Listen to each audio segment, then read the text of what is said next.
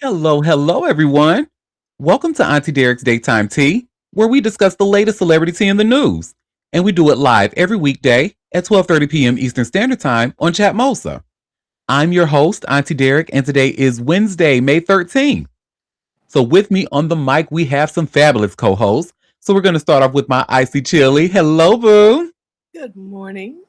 Good morning. Next, we have my Libra Queen. Hey, cutie. Hey y'all. Hey, your cute self. And next we have my I said hey Libra Queen. Next we have my gorgeous moon. Hey, gorgeous. Well, gorgeous may currently be working. She's a busy girl, honey, and a multitasker, so she'll chime in when she can. And shout out to the listeners holding it down in the chat as well.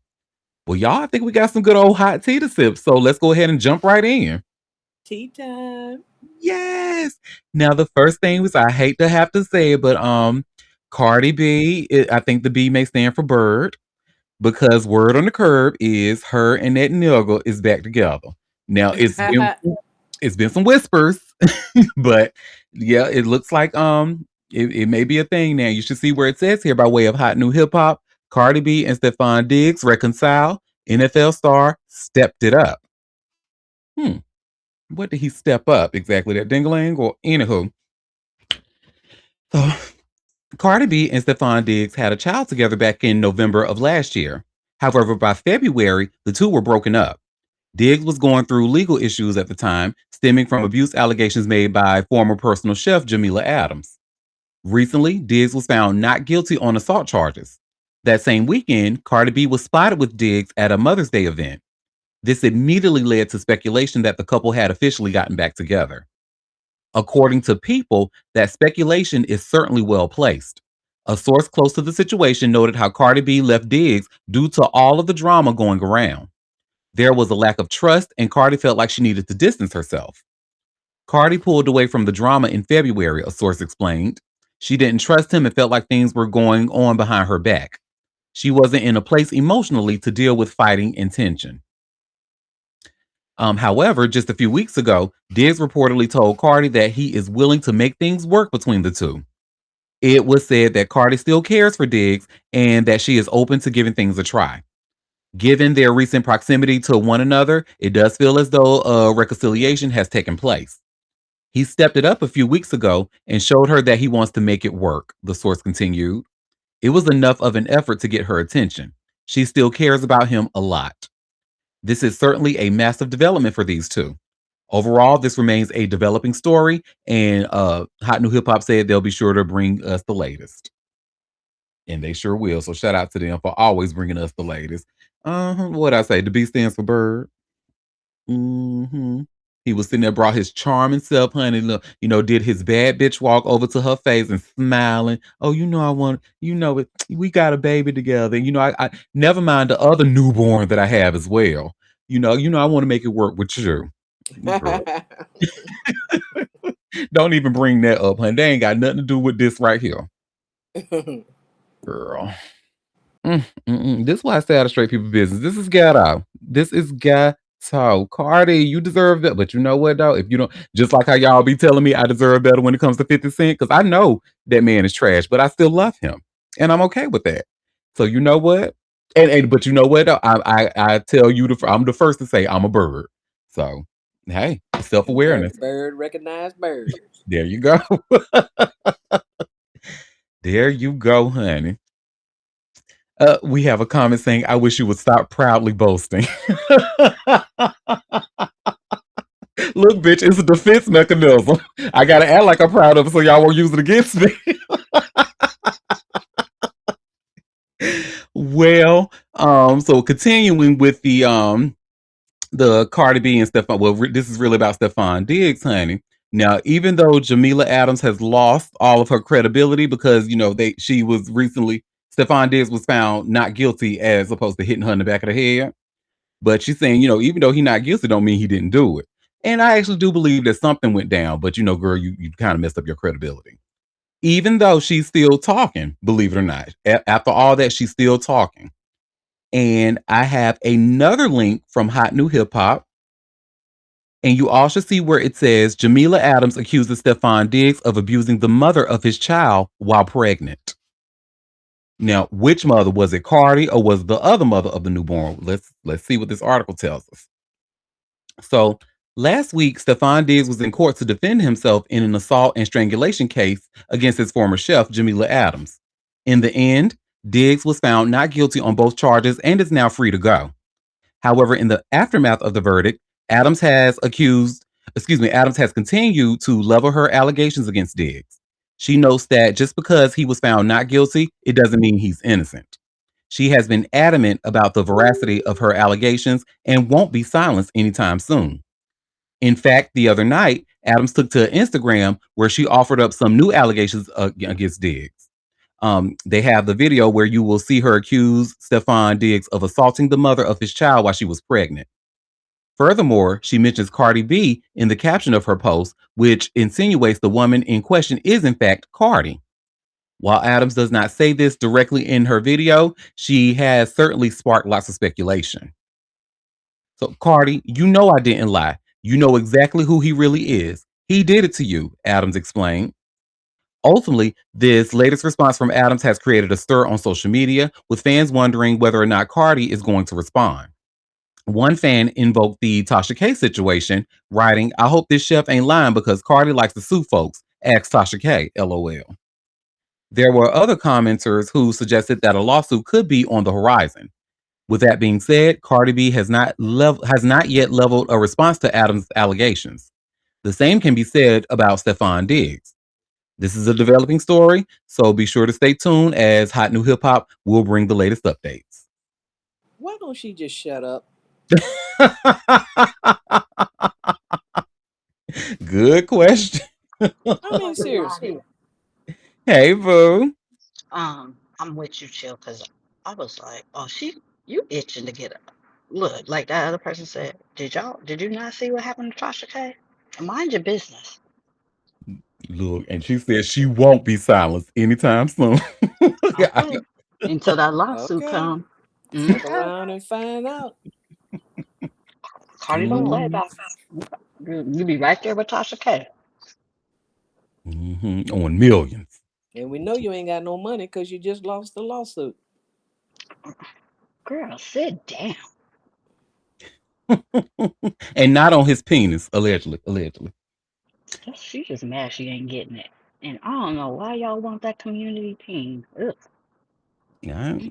Well, and I won't talk down on community peen because it does okay for the community. It's communal peen, and that's what it's for, the community. But the problem comes when you let that community peen try to make you a wife. You can't turn community dick into a house husband. It don't work. So I'm gonna tell y'all that story. If he don't want you, girl, you can't be mad. Just move on with your life. Okay? I'm sorry. You was there for a good time, not a long time. Serving it that puss, honey, with a side of steak. Okay, go ahead and drink, y'all. Take your shot. Well, so remember yesterday we talked about Nicki Minaj fans. So the Barbz were apparently being unfollowed and some of them being blocked for supporting the new up and coming rapper Trim out of Charleston, South Carolina. Well, honey, allegedly Trim has gotten word of this and did a little, threw a little shade. So I have this tweet here it looks like from Local Gossip. Let me share my screen. I wonder if she did a death row. Come on over here. You ain't got to community home. Not real. She just pretty much like I don't give a. It's pretty much like I don't give a fuck. But let's see. Let me make this. Okay. Got a couple bitches pressed and mad. Nobody. I don't care about these hoes. I don't care about nobody. Okay. And there you have it. She said, I don't care about these hoes. I don't care about nobody. And that's what she said in her song, Boat. That's on brand. She said, I do not care about these niggas. So why do you think I would care about a house? So, yeah. That's that on that. But Mhm. it's actually rather sad because and this is you see this is actually very on brand with Nicki. This girl, there's actually been video of this girl being a huge fan of Nicki Minaj. There have actually been even comparisons because when you see this girl rap, you absolutely see early Nicki Minaj, like especially during the freestyles and the way she would do her voice and the baby doll voice going into the voice. Like this was very Nicki, especially back in 2010. So, but she was like, "Yeah, I mean, I don't mind the comparisons because y'all comparing me to a legend, and Nikki is a legend." That's what she was saying at first. So, but and then just like Lotto was a bar, baby, a huge Nicki Minaj fan, baby. And then remember that whole messy dealing. And it's just like, girl, you really shitting on the people who look up to you. And it's great. Nikki, girl, we the aunties now, baby. You not fresh tuna anymore, baby.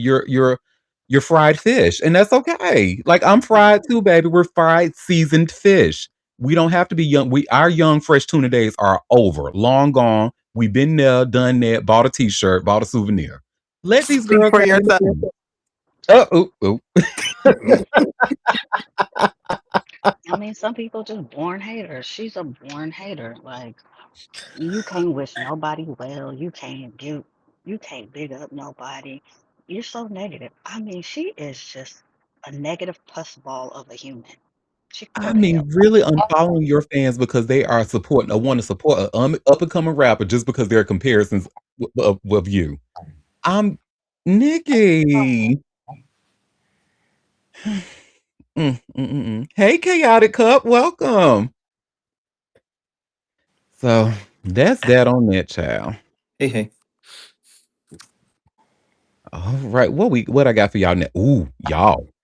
So remember we talked about the Paris and Michael. I know we pretty much said fuck Paris and her white ass, but honey, this is a whole messy back and forth that she had on in regards to Michael Jackson's estate. Well, honey, she's got her a little bit of a win in this case. And you all should see I just shared here by way of TMZ. Paris Jackson scores a big money win in fight with Michael's estate. Judge praises executors. So let's get into it.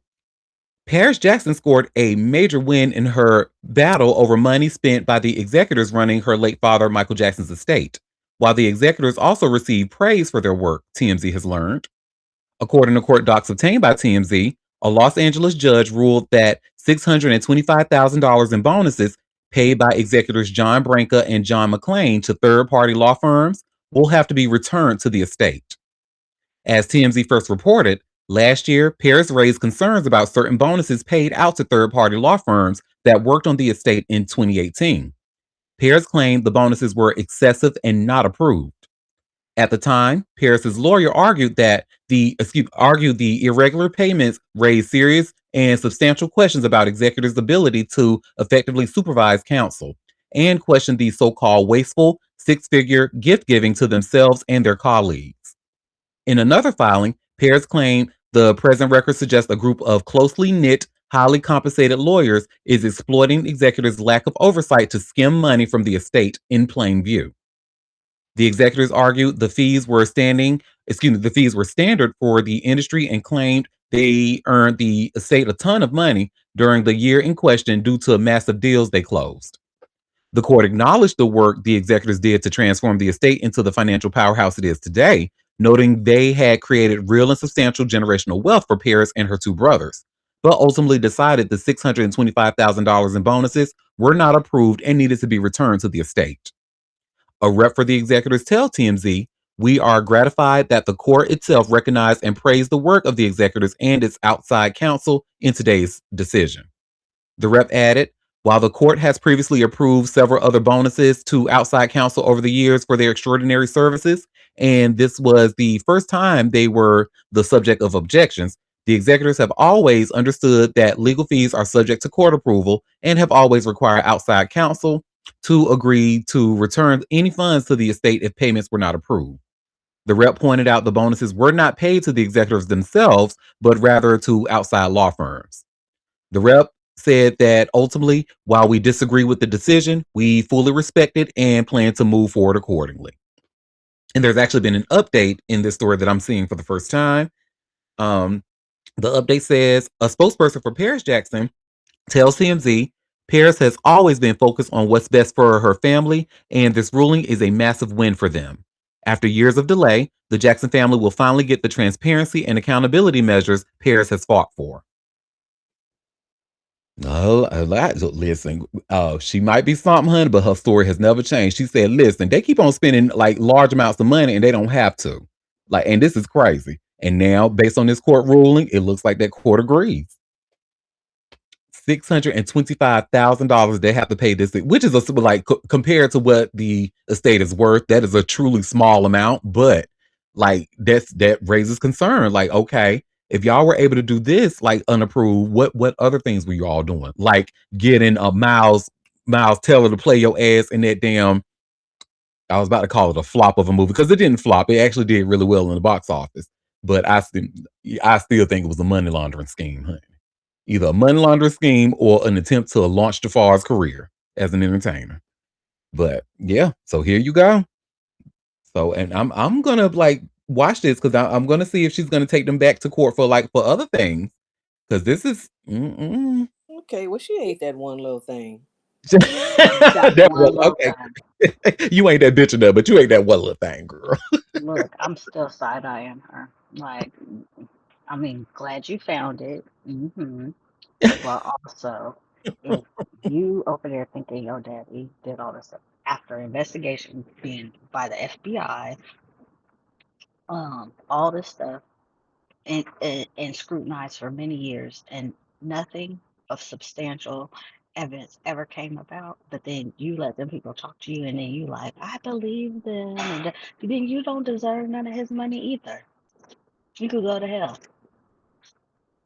Yeah, which is really hard for people to believe when she says that she wants the best for her family and stuff like that. You siding with those people who really try to take your dad down doesn't fall into that. Like that's 1+1 = 2, baby, and that's not equaling 2. So that's that on that, honey.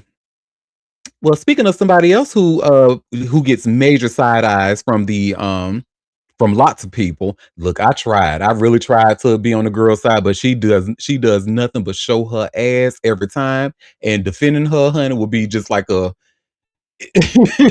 clearly I would have a degradation kink or something, because ain't no point in defending her. But Tiffany Haddish, child. And you do. I do.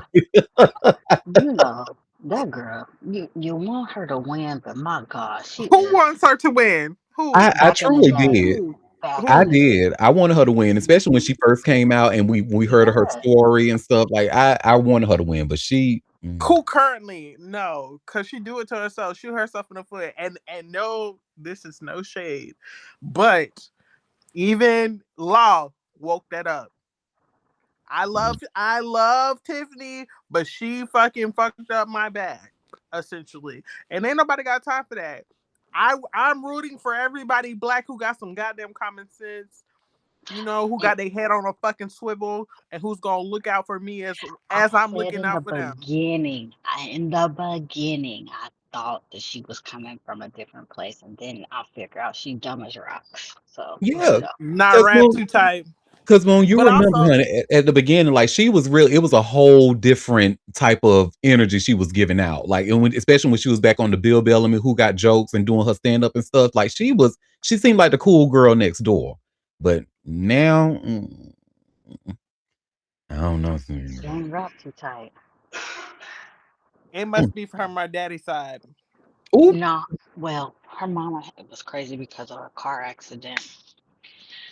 Had a brain injury, so her can't brain, say and then nothing. she essentially had to be the caregiver, her mom's caregiver, and her what 3 other sisters or something like that.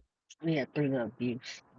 Yep, she had a story, so that's why I I was mean, wanting for her to win, but mhm. now I'm like, okay, girl. Yeah, she's always stepping on a landmine somewhere. hmm Well, y'all should see here where by way of TMZ, Tiffany Haddish wants DUI case tossed. Says 4-year delay is costing her work. So, and I actually forgot about this. You remember she was sleeping, fell asleep in the car behind the wheel, and they gave her after she smoked some weed, and they gave her like a DUI charge. Well, this starts. Tiffany Haddish says her Georgia DUI case has been stuck in legal limbo for so long, it's now messing with her ability to travel the world and cash checks. So she wants the whole thing tossed out. According to new docs obtained by TMZ, Tiffany has filed a motion to dismiss the case, claiming the court violated her constitutional right to a speedy trial after letting the matter drag on for more than 4 years. The comedian was arrested back in January 2022, but she claims the case has stalled because the judge still hasn't ruled on key motions, including her motions to suppress certain evidence that was argued in court way back in May 2024. Tiffany says her lawyers repeatedly checked in with the court over the last 2 years asking about the case status, only to be told officials were still working on it. Her attorneys claim she announced she was ready for trial around 10 different times while waiting for rulings that never came. And Tiffany says the drawn out case is costing more than just her patience. In the doc, she claims the pending DUI case has created issues getting travel documents for overseas work opportunities, specifically mentioning recent problems tied to Australia. And she says she had to hire expensive third party help just to navigate the situation. She also claims some companies have been reluctant to work with her because of the unresolved case, which she says hurt her financially. As TMZ first reported, Tiffany was arrested in Peachtree City, Georgia in January 2022 after cops said they found her asleep behind the wheel around 4 a.m. Officers arrested her for DUI and improper stopping on a roadway after they believed she had smoked marijuana. Now, after the years of delays and unanswered rulings, Haddish says enough is enough and she wants the case dismissed for good. Oh, this unfortunately, I have to say I'm with her. Cause don't I'm doing what I'm supposed to do. My lawyer done asked y'all 10 different times. Okay, can we get it popping? This has been going on since there was a ruling in May 2024. So this has been going on for some years now. Can we get it popping? This cost me money, but honey, them people that don't want to work with her, they just using this as an excuse, baby. They didn't want to work with you, Tiffany. They were just saying, you know what? Thank you, God. Now I don't have to hurt the girl feeling saying I don't want to work with you because you annoying. So I'm just gonna say, oh, maybe work with you is just gonna kind of mess up the bag a little bit. So we're just gonna fall back. I don't know. And talking about some overseas work in Australia, girl. We saw your ass flew over to Israel, Tiffany. We saw that, girl. Don't try to. Mm-hmm. Tiffany, girl. But yeah, that's not right. Because the court, it does look like the court is playing in her face. So that's that on that. Girl, Chris Brown, honey. The girl's not liking his album, honey. Well, his diehard fans, honey, they don't listen to anything, but girl, Chris Brown says he is going to beat up haters after scathing album review. And y'all should see here by way of TMZ. Well, child, Chris Brown had some choice words for haters after Pitchfork gave his new album an awful review and even shaded Zara Larsson in the process. Let me share my screen so we can look at this together.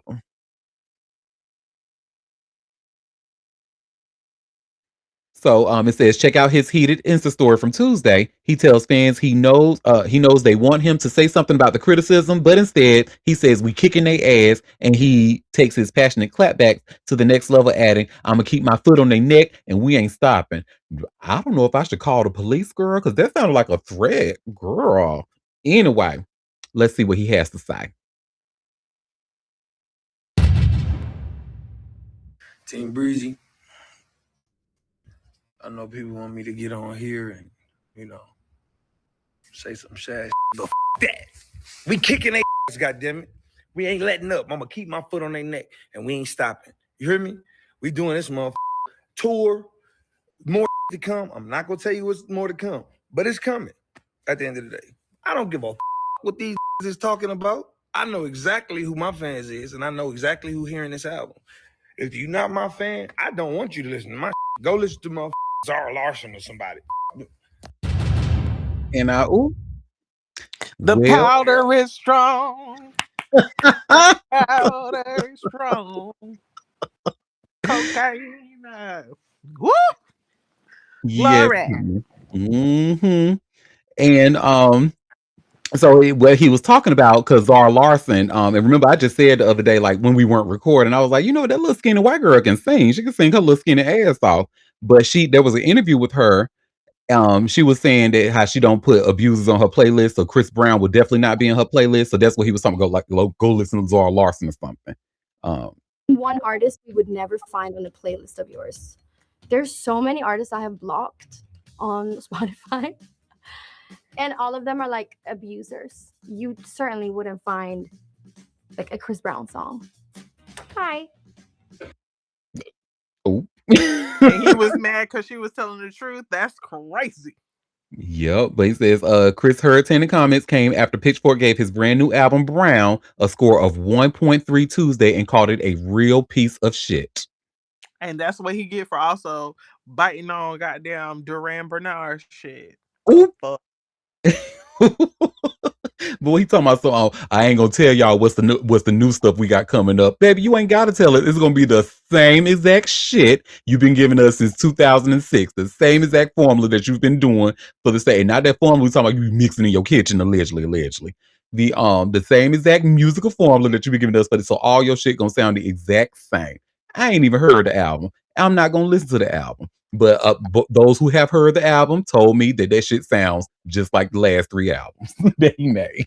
So that's that on that. I went to his concert maybe 6 months ago. The concert was really good, but yes, his entire catalog is what Chris Brown does. It was really good, but it just probably sounded like one long song, I'm sure. The same song playing over and over again for 1 hour and 30 minutes, and y'all done spent about $500 for it. Damn, homie. Well, at least he can do a flip on the beat, just like every other crackhead in the street. Allegedly. Jeez. Well, that is that on that, honey. Like I said, he said he keeping his foot on our necks and stuff. I don't know. Cash Patel, can you put the looker down for a minute, allegedly, and help us? Because I don't know if this is a threat or I don't know. Him. I'd rather fight him on my own than call that man. I'll take my chances. Well, that is that on that. Now we got to do a 180 because this next story is so sad. So Jason Collins, NBA's first openly gay player, has passed away. After a long battle that he had, from what I'm learning, he had brain cancer. Yeah, that's crazy. Yep. But y'all should see where it says here by way of TMZ. Jason Collins, first openly gay player in NBA, dead at 47. Well, Jason Collins, the NBA's first openly gay player, has died at 47 years old after a battle with brain cancer, the league announced. NBA Commissioner Adam Silver released a statement on the loss saying Jason Collins' impact and influence extended far beyond basketball as he helped make the NBA, WNBA, and larger sports community more inclusive and welcoming for future generations. He exemplified outstanding leadership and professionalism throughout his 13-year NBA career and in his dedicated work as an NBA Cares ambassador, he added. Jason will be remembered not only for breaking barriers, but also for the kindness and humanity that defined his life and touched so many others. On behalf of the NBA, I send my heartfelt condolences to Jason's husband, Brunson, and his family, friends, and colleagues across the leagues. Collins played for the Nets, Grizzlies, Timberwolves, Hawks, Celtics, and Wizards over the course of his career. But his most notable moment is when he revealed he was gay on April 29, 2013, in an essay for Sports Illustrated. He famously said, I'm a 34-year-old NBA center, I'm Black, and I'm gay. He became the first openly gay active male athlete in any of the 4 major professional men's sports leagues and received a ton of support from names like Kobe Bryant, President Obama, and Oprah Winfrey. Collins' twin brother, Jaren, also played in the NBA. In December, Collins revealed to ESPN he was diagnosed with stage 4, I'm going to tear this word up, glioblastoma. You said one of the most right. Oh, thank you. Oh, look at you. And that's one of the most aggressive and inoperable forms of the disease. He sought experimental treatment overseas, but the cancer returned, and he died peacefully at his home surrounded by his family. Jason changed lives in unexpected ways and was an inspiration to all who knew him and to those who admire him from afar, the family statement read. We are grateful for the outpouring of love and prayers over the past 8 months and for the exceptional medical care Jason received from his doctors and nurses. Our family will miss him dearly. Oh, what is He's a that? beautiful man. He was, yeah. May he rest in Ah, peace. what was that? He had a piece on him. I think it was Good Morning America Mm-hmm. where he was talking. Such a gentle spirit. Just a beautiful man, inside and out. Yeah, it's unfortunate. I'm like, Lord, you keep taking the good ones. Yeah. Glioblastoma ain't nothing nice. Mm, Man, mm, mm, mm. and it's so many. And every time you hear about somebody damn cancer, it's always the aggressive form. And I'm so sick of everything being so aggressive. Yes. And not the things that we want to be aggressive. You know. Hmm. Well, that's that on that. Remember yesterday we were talking about Brandon Clark, how we learned that he passed away at 29 years old. We'll have two stories about him today. The first one, because there have actually been reports that I've seen through the timeline saying that it's been confirmed that he died of an overdose or something like that. That's not an official, an official report, because the medical examiner actually deferred his cause of death. And you all should see where it says here by way of TMZ, Brandon Clark's body ready to be released to family, cause of death deferred. And this starts, Brandon Clark's body has officially been cleared to be released to his family, but the mystery surrounding his sudden death remains unclear. According to the Los Angeles Medical Examiner's website, the ME has declared the NBA star's body ready for release. However, his cause and manner of death is currently deferred, pending additional testing as authorities investigate.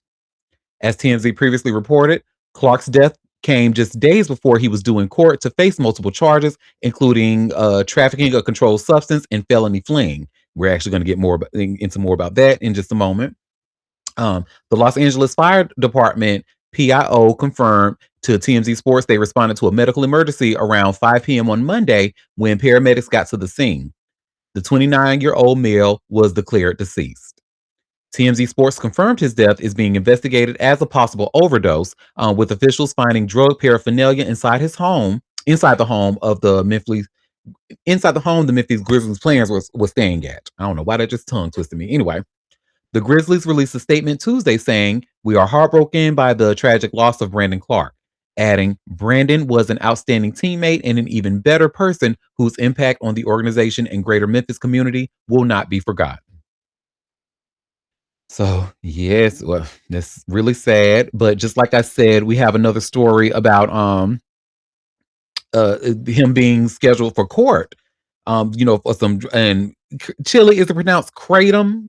A kratom. I think What we it's kratom. I'm not familiar with that. Yeah, well, it was about to get his ass locked up, honey.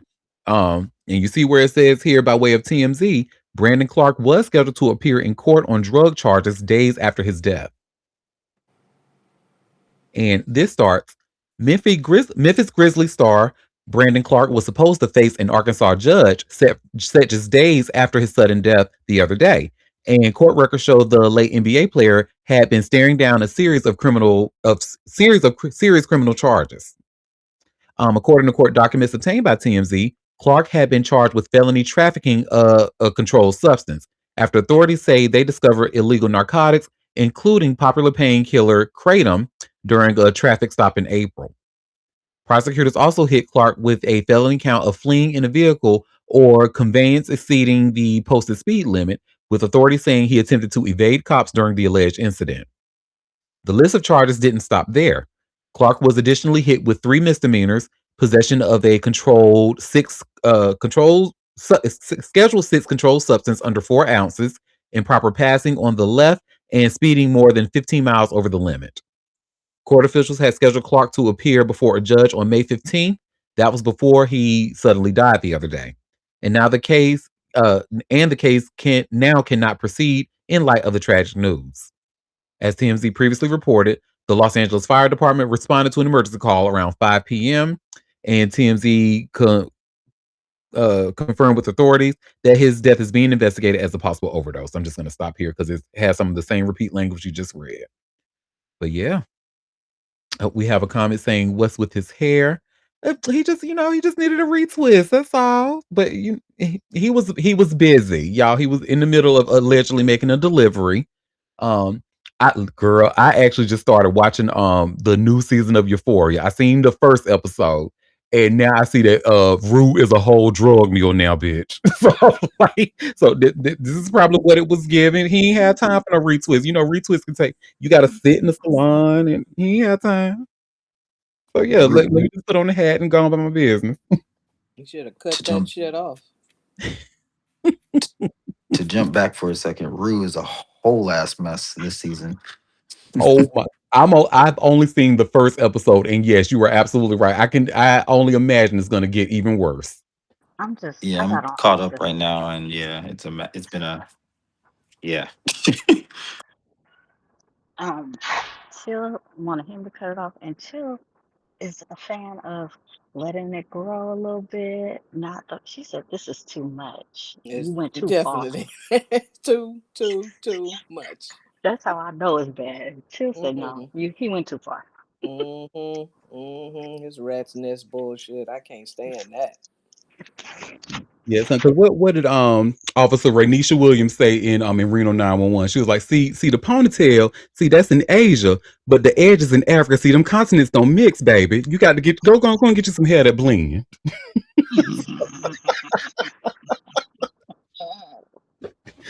Oh, well, that is that on that.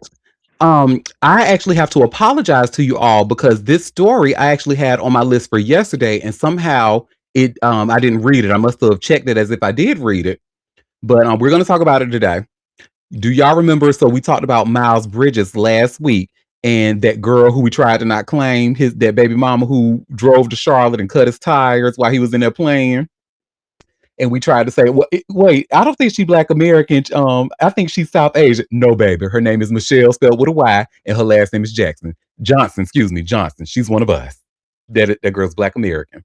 But Miles Bridges thinks her ass needs to be, she needs to be evaluated.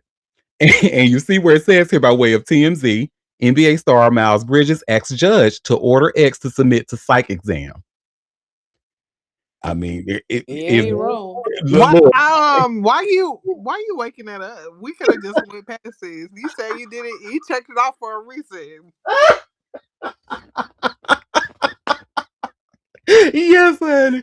Look, yes, well, NBA star Miles Bridges asked the judge to order his ex Michelle Johnson to submit to a psychological evaluation, claiming she has an obsessive fixation on his new girlfriend, TMZ has learned.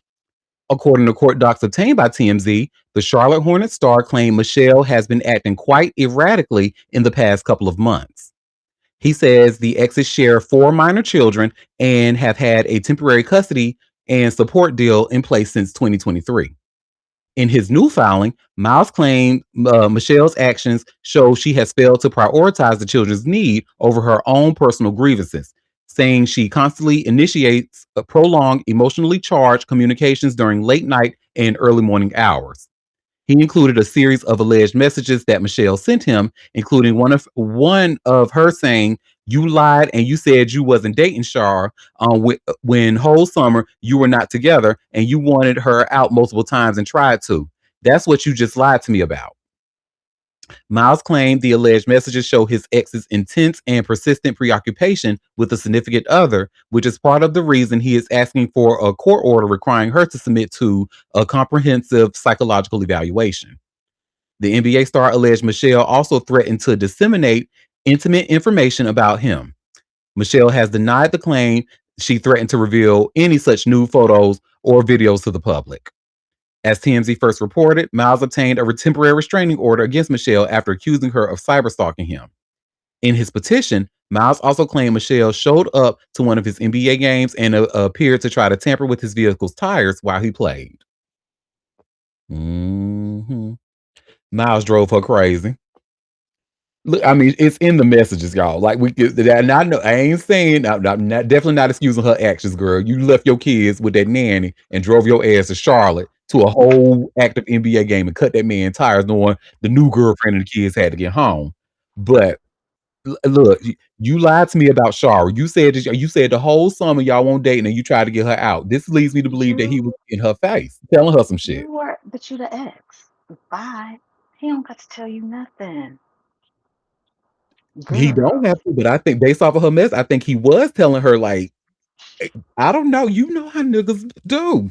Like, It wasn't enough for her to be driving to her ex's location, his place of work, and cut his tires. Y'all ain't even together. I don't care if he lied to you about being with her. He ain't with you no more. Move on. well, well, before we make that judgment, let's see the material first. So, Michelle, remember I said on the last show, girl, I want to see the material. I want to see what got you acting like that. So we're No, not going to leak it, but we do want to see it for research. We want to no. see that. Girl, Who send is it we? to Auntie. We Who we is we? no we don't. Okay, I There Auntie you go. Derek, I would like to see it. And you can send that to Auntie at AuntieDerek.com, sweetie. I won't show nobody. Especially since my co-host said they don't want to see, so I'll just be reviewing it along, doing the research by myself, and I'll come back and let the class know what I've learned. And then I'll say, you know what, y'all? If I were Michelle, I also would have left them kids and drove to Charlotte, honey. Did y'all need to see the material, honey? That motherfucker got 3 legs, girl, but we don't know. Well, that is that on that. Hopefully, she gets the That took her psychological evaluation done, to and put for no, Auntie. Do not even put that in the universe. yeah, Look, the talking about hopefully. the third leg and causing you to slash tires and shit. No, sir. Well, I mean, No. Auntie has lived. No. I might have cut a tire or two, Mm-mm. Mm-mm. allegedly. Allegedly. Well, at least in my case, there weren't no kids involved, so that's what I can proudly say about that. Let Well, somebody cut my tires. ooh, Cup, can you send me an email to Auntie at AuntieDerek.com? I want to see why those tires were cut. I said let somebody do that. No, Oh, I nobody's thought ever you said tried me like that. I thought you said I had somebody cut my tires. I was gonna say, ooh, okay. Well, that is that on that. What we got next? Oh, some more NBA sports news, honey. Somebody done got fired, girl. I mean, fired, girl. Daryl Morey. They fired his ass. And y'all should see I just shared here by way of ESPN. Also, ESPN, don't get happy, honey. Because I don't even want this shit going on my web browser going on this shit. Because I don't want y'all thinking I like y'all for 1 second. Because I'm not a sports kind of bitch. But thank y'all for this piece of tea here. And you see where it says by way of ESPN.com, 76ers let go of Daryl Morey, keep Nick Nurse as coach. So let's get into it. Daryl Morey is out as president of basketball operations with the Philadelphia 76ers, who are opting to keep Nick Nurse as their coach. Sixers managing partner Josh Harris made the announcement in a statement Tuesday night. I have a tremendous amount of respect for Daryl personally and professionally, and I'm grateful for his contributions over the last 6 seasons, Harris said. After speaking with Daryl, we determined that it was time for a fresh start. Bob Myers, the president of sports for Harris Blitzer Sports and Entertainment, will lead the search for the new lead executive for the 76ers and will oversee the franchise's basketball department in the interim. Myers is a four-time championship architect of the Golden State Warriors.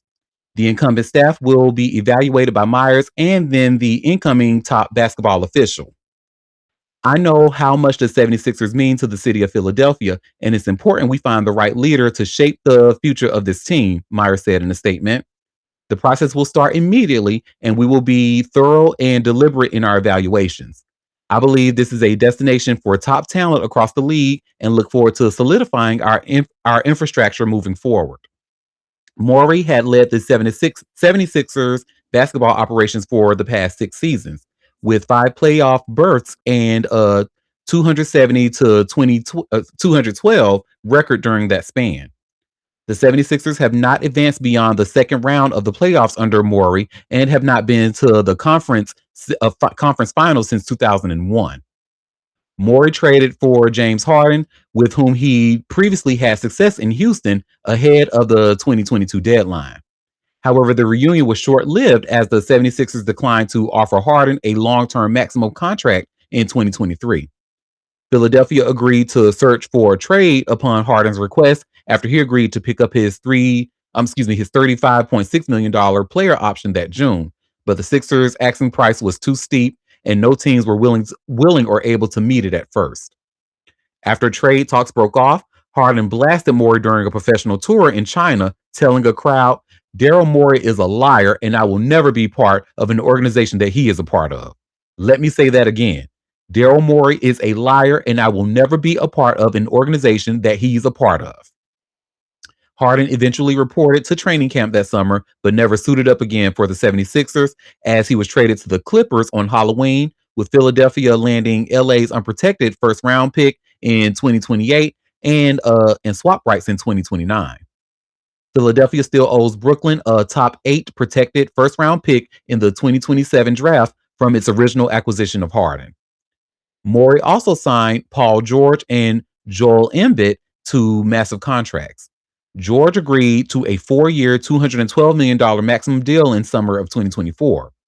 Embiid agreed to a 3-year, $192.9 million contract later that year. George, Embiid, and Tyrese Maxey played only 43 games together over the past 2 seasons, including the playoffs, owning a 21-22 record. Additionally, George, Maxey, and Embiid are owed $1.3 million, $153 million next season. Morey also dealt Jared McClain to the Thunder at the trade deadline this season, and the third-year guard is now part of the OKC rotation. Morey selected guard VJ Edgecombe with the third pick in the 2025 NBA draft. Edgecombe finished third for Rookie of the Year this season behind Cooper Flagg and Con Newpel. Nurse, meanwhile, is 116 to 130 in 3 seasons, a record largely impacted by last year's 24 to 58 mark. Nurse twice led the Sixers to the playoffs, including the season when Philadelphia overcame a 3-1 series deficit for the first time to beat the Celtics in the opening round before being swept by the Knicks. To our fans, your frustration and disappointment are understandable and warranted, Harris said. We have fallen well short of our own expectations and failed to deliver in the way the city deserves. That bothers me deeply, and I have confidence in Bob to establish a path forward for our franchise. Whew, I know there was a lot of information, child, and most of it I ain't know what the fuck I was talking about, but yeah, so it looks like so from what I got from this article, and any sports fan are free to correct me if I'm wrong, because baby, this is not my lane, so I don't even drive in this lane. But it seems as if he was spending lots and lots of money, but not delivering on the court. Is that what that's what I got from the because these amounts of money, you see, I couldn't even get the shit right. I was saying 1.2. Oh no, that's $192.6 million that this Yeah, person was. So yeah, it sounds like he was just spending, and not putting up the numbers. yeah, basically. You gotta win to be coach or Hmm. not. That's well, coach and or GM or whatever. Yeah, but they always fail upwards. They get fired here, they go work there. I mean, it ain't like he'll never coach again. That's Or just the he's a cycle of fired coaches, and they just move them GM. around. Even GMs, yep. Same thing. Well, I don't know. Maybe Daryl and Diana Rossini can join a support group, start a support group. You know I don't know. what? Oh no, never mind. I think she's only into football coaches, allegedly, allegedly. So, She need to be into her husband. ooh, ooh, and something. Well, she rather have somebody else's husband into her, allegedly, allegedly. Well, that is that on that. Well, speaking of failing upwards, honey, I think Emma Roberts would be a really good example of that. Because really, the information that a lot of people that we know about her, baby, she should have been canceled ages ago. But she she continues to press on, and she's actually a fan favorite. So, do y'all watch American Horror Story, or have you seen it? I have not seen it, but familiar.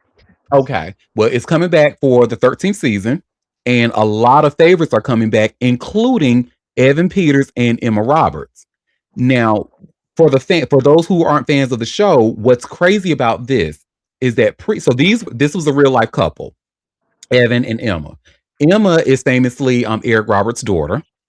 Emma has a fucking temper. This girl, she does not like to keep her hands to herself, honey. She is, yeah. And she would, when her and Evan were together, she was beating on him. So when this story broke, they were, I forget which season of American Horror Story it was, but they weren't even. It was so bad between the two. The tension was so bad they couldn't even be together on set. So anyway, and when Let's be clear, her temperament is not like her aunt's. no, it's not. Shut up, Hammy. It is not. She's nothing like her aunt because her aunt is fabulous. Okay, Julia. Look, we have a comment. It was coming. Look, roll your eyes in peace. We don't need to hear it. But yeah, and what I remember about this story breaking is that like especially like a lot of daytime talk shows which are hosted by primarily women, when the story broke and we learned that Emma was the abuser, it was almost like an energy of Evan was being laughed at, like, oh wow, he let this skinny white girl hit, and like now if he would have hit her back it would have been a problem. You know what I'm saying? But no, he pretty much did what he was supposed to do and like didn't fight her. He was just pretty much being beaten by her. But now it looks like they are forcing these. I mean, they're good now apparently, but this is crazy. But y'all see, TMZ reports this story. Emma Roberts and Evan Peters share the stage 7 years after breakup, and this starts working with your ex. Yep, a recession indicator, honey. Well, working with your ex would feel like a real life American Horror Story to most people, but Emma Roberts and Evan Peters seem to be handling it just fine. The exes made a rare appearance together on stage at the Disney Upfront event in New York City on Tuesday to promote the new season of Ryan Murphy's flagship show. They stood side by side, along with more of the star-studded cast as they graced the stage to announce Paul Anthony Kelly would be joining the ensemble. Sarah Paulson, Billy Lord, Gabore Sidibe, and Angela Bassett were also there for the American Horror Story presentation. This will be the first time Emma and Evan worked together since they called off their engagement in 2019 after a 7-year on-again, off-again relationship. No word yet on what American Horror Story Season 13 will be about, but there will be some massive names in the credits like Ariana Grande, Kathy Bates, and the iconic Jessica Lange. I'm so glad she's coming. I'm watching just because of that. Jessica coming back, baby. So you ain't even got to tell me nothing else about it. Was the clap necessary? Huh? Was the clap necessary? Hell yeah, the clap was necessary. Jessica Lange is returning to American Horror Story. Yes, it's necessary. But also, so is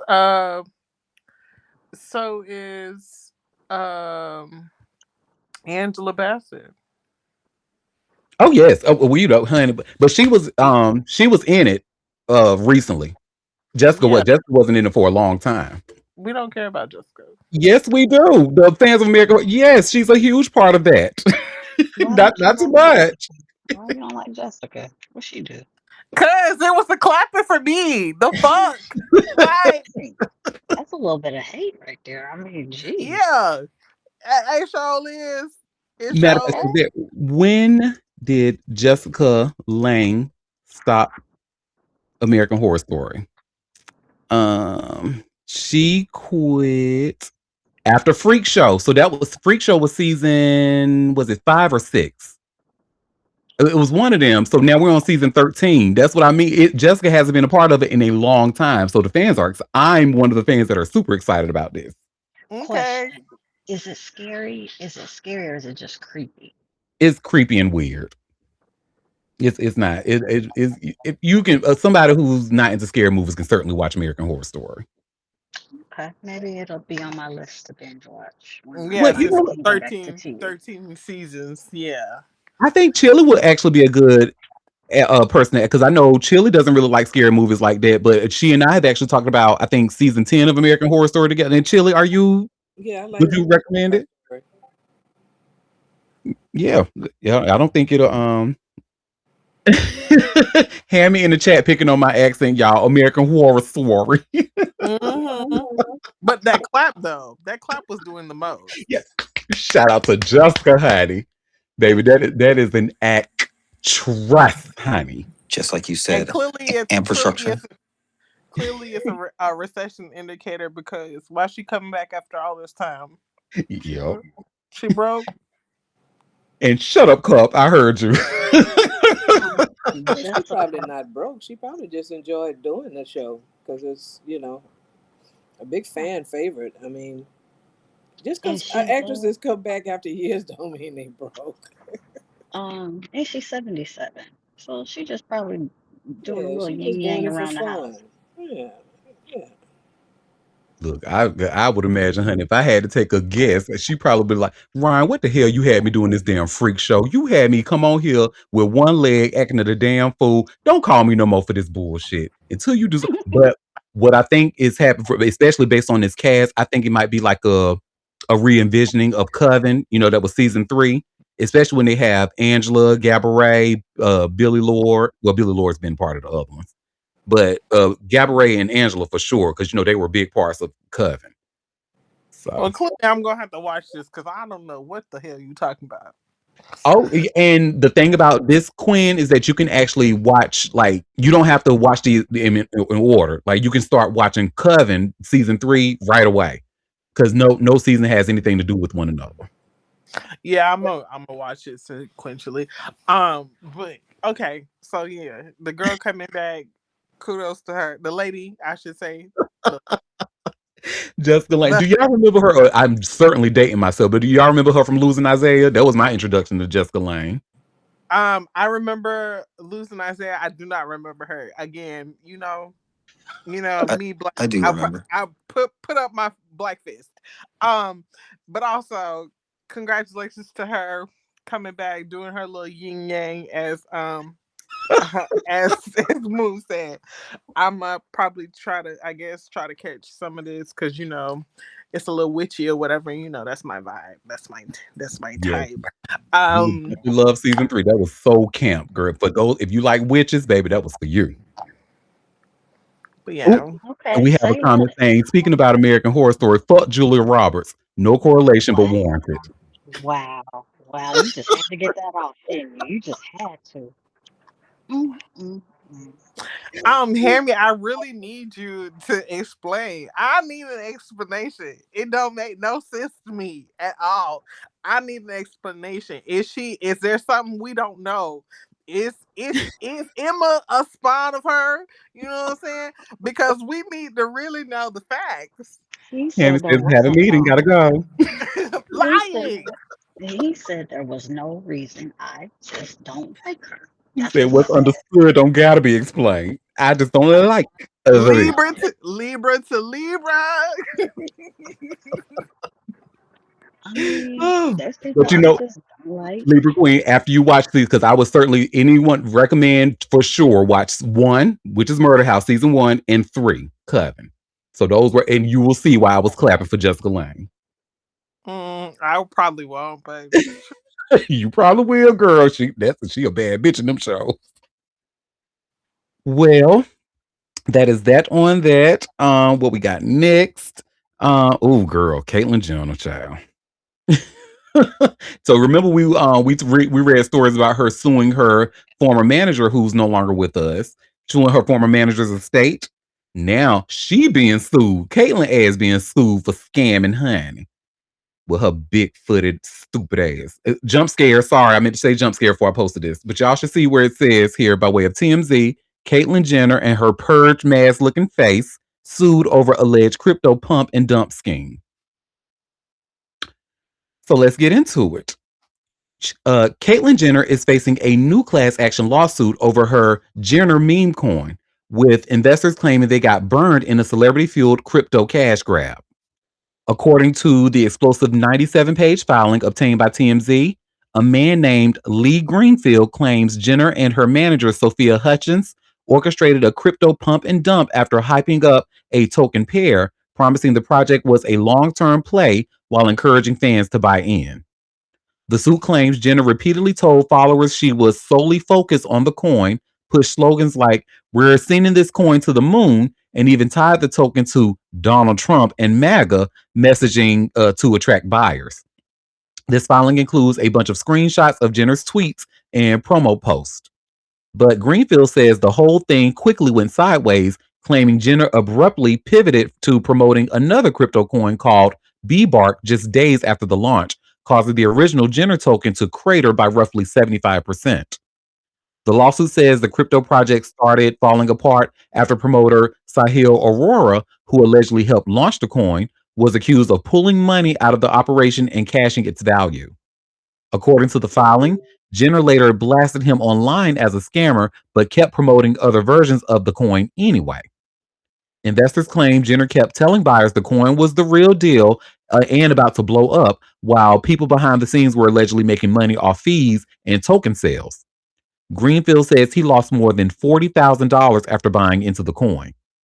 The lawsuit basically claims Jenner misled investors into buying the crypto coins, and now investors want their money back plus extra damages.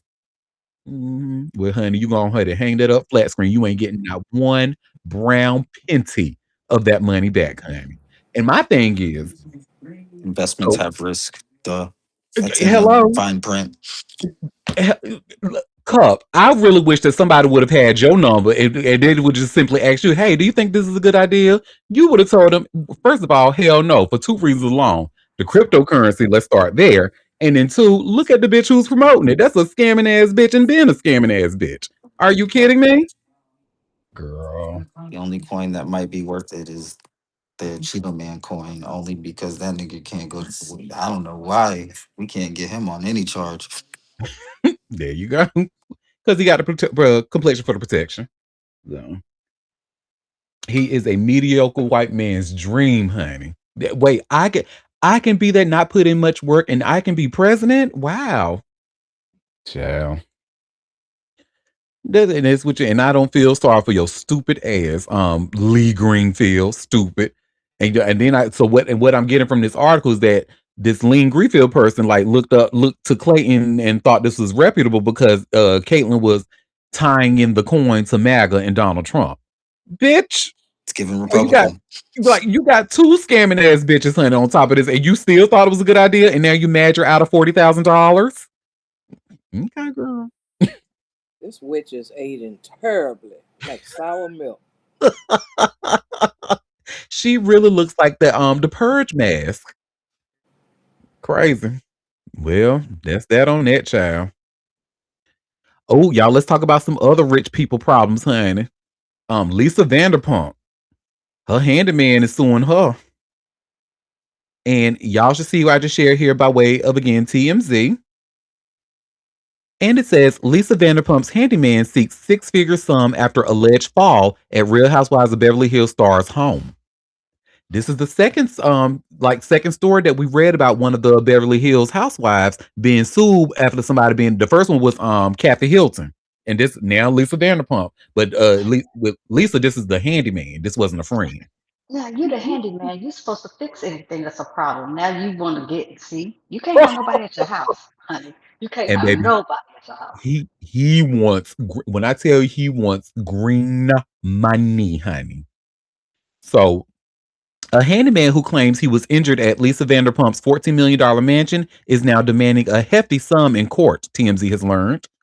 According to court docs obtained by TMZ, Eric Nieto filed a lawsuit back in November against Lisa and Ken Todd over an alleged incident at the couple's 5-bedroom, 8-bathroom, 8,801 square foot mansion in Beverly Hills on November 25th of 2023. Nieto claims he was hired to perform handyman work at the home and says he was required to use an interior stairway leading down to the basement. He says as he walked down the basement stairs, his left foot got stuck on a stair tread on the stair tread due to the dangerous and poorly maintained condition of the stairway, which caused him to lose his balance and fall. Nieto claims he suffered a severe injury to his left lower leg and ankle, which caused pain and suffering and will require further medical treatment. In new court docs, Nieto is asking for $150,000 for his pain and suffering and another $45,000 for medical expenses. Lisa and Ken have yet to respond to the case. A source close to the couple tells TMZ they referred the matter to their homeowners association. Hmm. So what can so I Homeowner. may be ignorant, but what can the homeowners association? Not Uh, a damn thing. Okay. they got a special kind or something. I don't know what that's about. Yeah, that Was he hired through the HOA or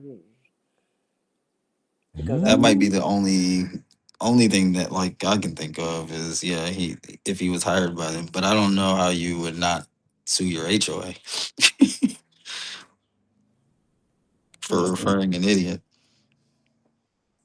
they say maybe we have a comment, maybe he'll report some HOA rules the house is crossing. Mm, mm-mm. We say we'll have a comment. Geez, look how well filtered, polished that photo is. But I have to admit, she's the reason why I watched The Real Housewives of Beverly Hills. I'm curious how people like her live. Okay, baby, rich puss, honey, rich puss, real money. drink.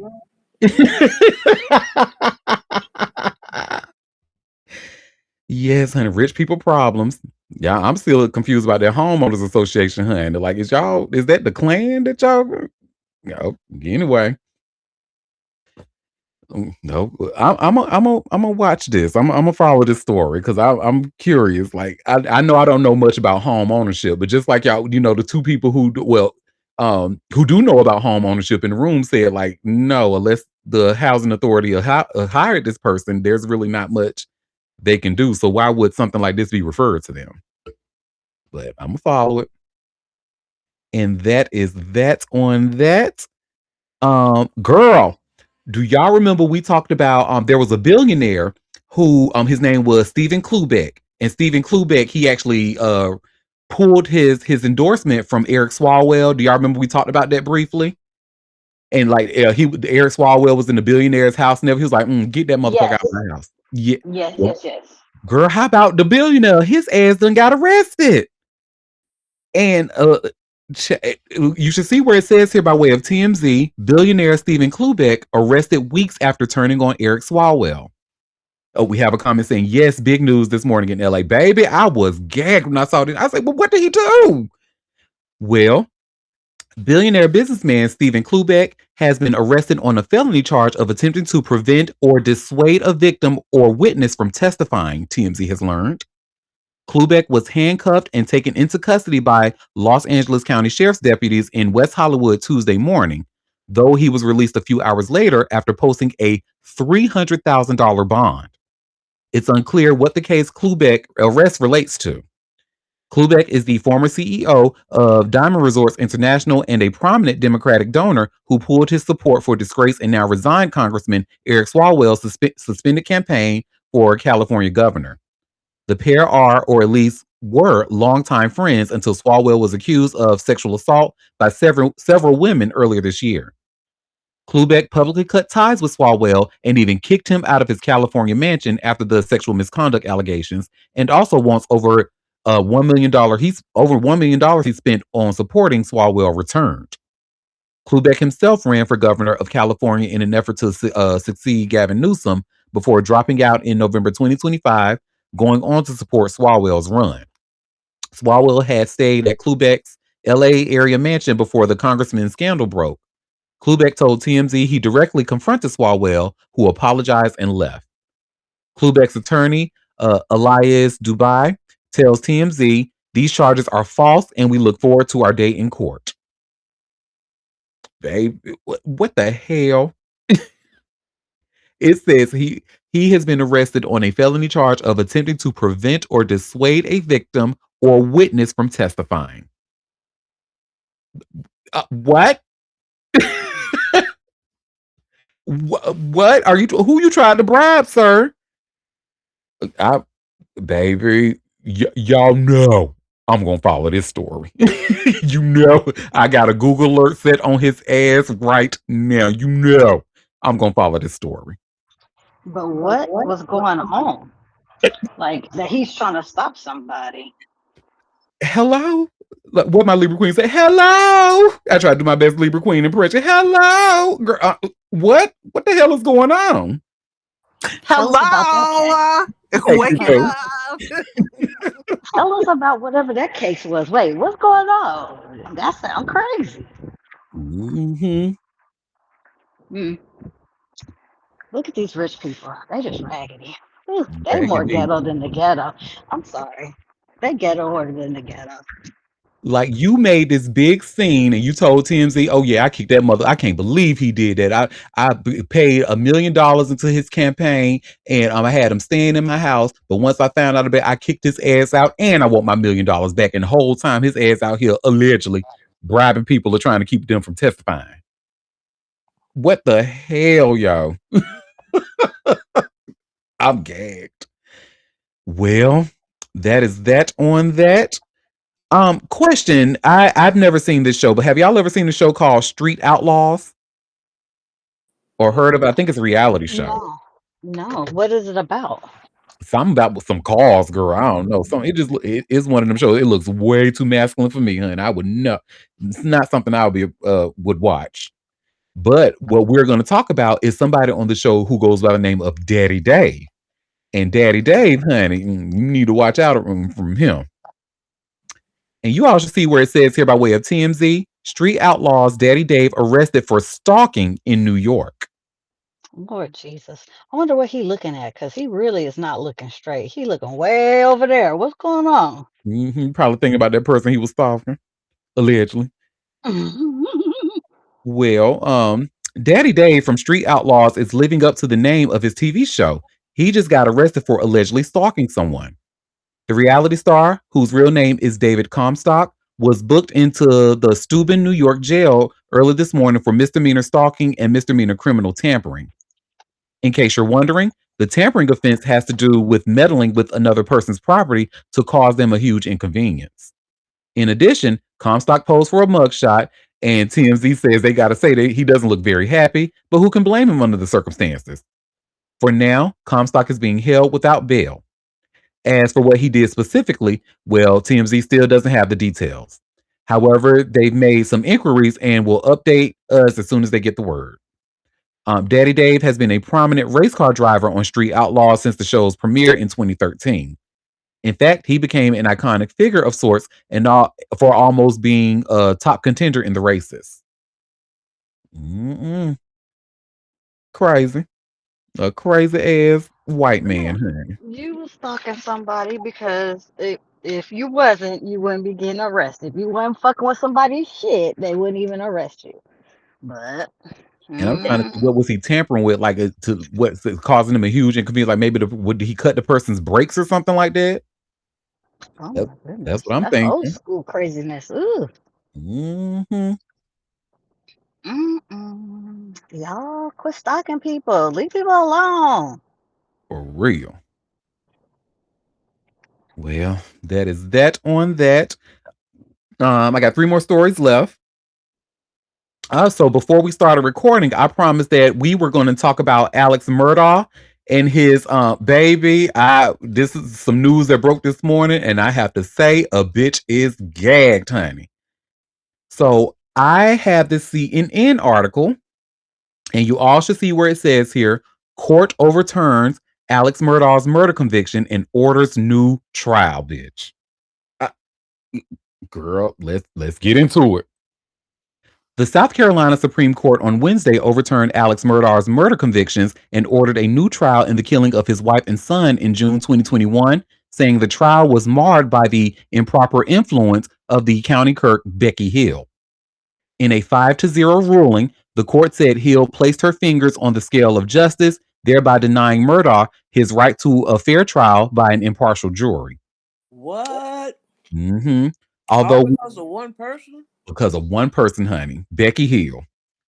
Although we are aware of the time, money, and effort expended for this lengthy trial, we have no choice but to reverse the denial of Murdaugh's motion for a new trial due to Hill's improper external influences on the jury and remand for a new trial, the justices wrote.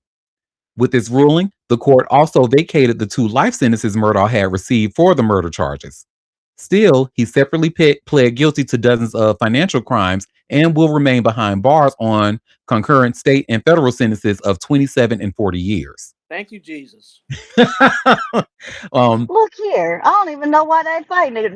Nigga, you gonna die in there. I don't care. Either way, you still convicted, and it you stuck in jail. You ain't gonna make it for 40 years. Please. mm, well, Mm. Attorney General Alan Wilson said his office plans to retry Murdaugh on the murder charges. While we respectfully disagree with the court's decision, my office will aggressively seek to retry Alex Murdaugh for the murders of Maggie and Paul as soon as possible, he said. Murdaugh's attorneys, Dick Harpootlian and Jim Griffin, praised the ruling in a statement. The Supreme Court's decision today affirms that the rule of law remains strong in South Carolina. They said, "We look forward to a new trial conducted consistent with the Constitution and the guidance this court has provided." The ruling is the latest twist in the sprawling Murdaugh saga that has riveted the public and spawned true crime documentaries, podcasts, and books. Murdaugh, a prominent attorney from South Carolina Low Country legal dynasty, from a South Carolina Low Country legal dynasty, was convicted by a jury of the murders of his wife Maggie and 22-year-old son Paul in March 2023. The 6-week trial featured extensive testimony about Murdaugh stealing millions of dollars from vulnerable clients and his own law firm. He took the stand in his own defense and denied he killed his wife and son, a position he maintains even as he admitted to massive financial theft and admitted he had lied to investigators about his whereabouts just prior to the killings. Murdaugh's attorneys appealed the murder convictions, saying the trial was tainted by the county clerk's improper comments to jurors, prejudicial evidence, and failures at trial. Hill later pled guilty to criminal charges connected to the case. In contrast, prosecutors argued the conviction should stand. Murdaugh was convicted because the evidence against him was overwhelming and he was obviously guilty, they said. Prosecutors acknowledged the clerk's comments were inappropriate, but said they were minor in the grand scheme of the trial. At a February hearing on the appeal, the 5-member panel of justices appeared skeptical of the prosecution's arguments. The murder trial was the capstone to a remarkable fall from grace for the personal injury lawyer, whose father, grandfather, and great-grandfather served as the local prosecutor consecutively from 1920 to 2006. Murdaugh was a partner at a powerful law firm with his name on it, but that prominence belied underlying issues, and the killings of his wife and son were followed by accusations of misappropriated funds, his resignation, a bizarre alleged suicide for hire and insurance scam plot, a stint in rehab for a drug addiction, dozens of financial crimes, his disbarment, and ultimately the murder charges. Yeah, this was a doozy. That family had that whole town on lock. Mm-hmm. They It sure was did. bad. It was a crazy situation. He did it. He did it because he was trying to get out of trouble. And I think the mom and the son found out like that he was really a dirty doer. He absolutely did it, but and I think the problem was though she I guess the county clerk should have known better to say that shit in court and telling the jury, he's obviously guilty. Like, no, girl, you Well, can't do that. well, Wow. and obviously, I mean, it is obvious. But you know what? I think she was just so worried because they just had so much influence. He had so much influence in that town. So, but I mean, And we have a that's comment says, I think there will be more of this injustice where people will get paid because our economy is so bad. So more people will prefer money over value. Wake that up. Wake it up. oh, is that for the lawsuits and stuff? Is I that the guess. comment? Or Yeah. no, I think that the 5 jury or 5 panel. justices that I can't prove it, but somebody got, because what do you mean? Like, we've all seen the documentaries and we've seen the same. Y'all probably have seen way more of the evidence than what the public has seen. So for you to be on that panel and still thinks that this needs a new trial, because I guess, to be fair, and his attorneys do have a point. I forgot the word they used, but You his right can't to a fair trial. tamper. Yeah, Yeah, yeah. you I can't say mean, that. that is true. If we go on, I mean, Trump is up here messing up everything. But if we want a fair justice system, we still have to do these things. But I mean, he ain't never getting out anyway. So shit, the hell. And this goes on. It says, Murdaugh's appeal focused on alleged comments to jurors from Hill, who worked during Murdaugh's trial and later wrote a tell-all book about it. Murdaugh's attorney uh, argued Hill improperly influenced jurors during the trial by making comments such as "watch his body language," implying Murdaugh's guilt. A few jurors affirmed in affidavits and in testimony she made these comments, but the majority said they did not hear them. In January 2024, after a 1-day evidentiary hearing, retired South Carolina Chief Justice Jean Toll determined those comments did not influence the jury's verdict and denied Murdaugh's request for a new trial. Still, Toll found Hill made improper comments to the jury, was not credible, and was attracted by the siren call of celebrity. Hill was charged last May with perjury, obstruction of justice, and misconduct. The charges allege she made sealed evidence available to the media, lied under oath about doing so, and used her court position to promote her book about the trial. She pled guilty to the charges in December 2025 and was sentenced to 3 years of probation. Murdaugh's attorneys argued her comments violated his right to a fair trial and an impartial jury, while prosecutors downplayed their importance. We agree with Murdaugh, the court wrote in its ruling Wednesday. Prejudice is presumed from Hill's comments, and while this presumption is rebutable, the state failed to overcome this presumption. Murdaugh's appeal also challenged whether the prosecution's extensive focus on his financial crimes was appropriate in a murder trial.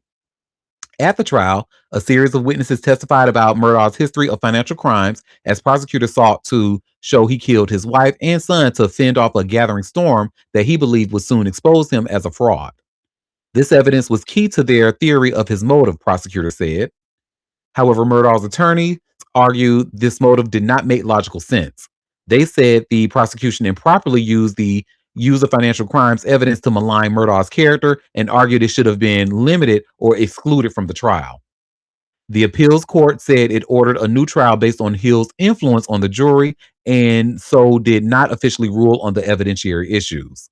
Still, the justices offered guidance for a potential retrial, saying the trial court allowed the state to go far too long and far too deep into aspects of Murdaugh's financial crimes. As an example, the appeal court noted the testimony of Michael Tony Satterfield, a victim of Murdaugh's financial schemes, who said his brother is a vulnerable adult and has a disability. The court wrote that testimony had zero probative value and had obviously high potential for unfair prejudice. Ooh, child. I know there was a lot of information, child, but woo. I He feel did sad it. for the family. They got to go through this again.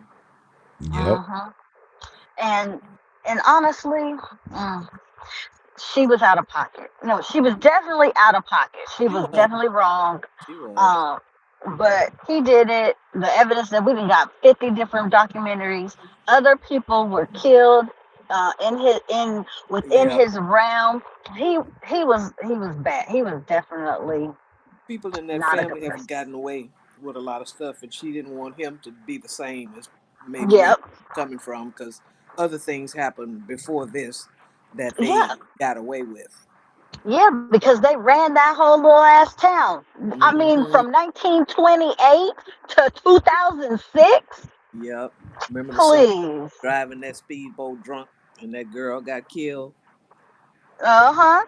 and That's the one that's still alive. The son, I guess he saved him because he a killer too. He said, "Let me keep him with me." yeah, so that nothing ever came of that.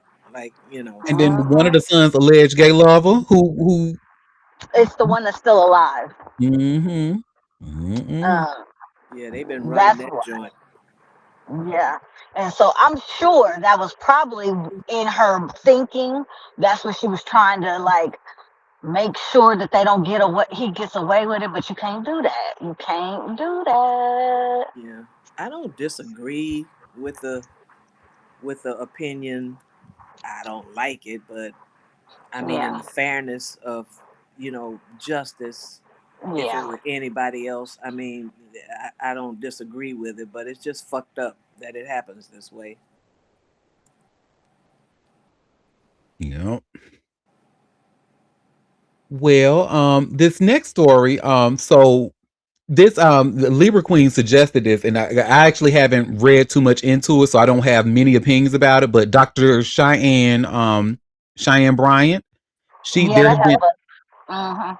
Mm-hmm. there's been like whispers about her actual credibility or her what's the word I'm looking for, her Yeah, you're credentials. right. Yes. Yes. Her Mm-hmm. And it ain't legitimacy. whispers. It ain't Her even whispers. It's legitimacy. it's loud. It's loud. Thank you, Libra It's, Queen. Her legitimacy of being a yes. doctor. Well, Yeah. she was on the Breakfast Club defending that. Um, I have the clip, so let's watch it together and see what she has to say. Ah. So I look, I don't know her, so I like I said, I don't have an opinion, but we maybe I'll form one after this video. Let me refresh, and we can see her from the beginning. About your doctorate because people can't find your the conversation about your doctorate because people can't find your dissertation online. Mhm. How are you responding to that in this new era of your life? I'm gonna clear it up once on here. I'm Mhm. not doing it again, and I'm clearing it up for my doc squad, for my fan base, Mhm. for my audience who deserve to hear me address it. For the folks who have already made up their mind to not like me or not understand me, listen, I don't give a fuck what your narrative is. I would like for you to recreate it, double down on it, and run that shit because I don't give a fuck about it. Now, to my doc squad, my fan base, my folks, my village, it's very simple. I went to a school, Argosy University, completed an entire program. I went back online to get my official transcripts because I was applying to a law school many years ago to be a professor there. And I had to provide my transcripts, right, to get hired. And I went to contact the school and say, hey, I need my official transcripts. I need my entire thing. And there was no school. I was like, okay, I'm confused. I Google, it says this school has been shut down. I said, oh, well, they got to have records. I mean, they were accredited when I attended the school, they were accredited when I finished the program. I go and look, there is a third party that has the records. Why I contact the third party? That third party only holds records for 2 years. I was past my 2 years. So that means that I had no access to records. And then I contacted, financial aid. You can't make up financial aid. It shows that I paid for a doctoral program alongside my master's program and my undergrad program. And they said, we can fully refund you your money under one circumstance. We give you your money back. You don't get credit for not a class, a course, a program you took in this university, at this institute. So do you want us to refund you? Or do you want us not? I said no. Because I didn't want to risk the chance of them saying, well, we're going to give you back your money and it wipes out your entire program. Luckily, I had, I do this with all of the schools. I had downloaded from the actual student portal my transcripts at that time. And I was able to get just about all of my transcripts, including up to like dissertation.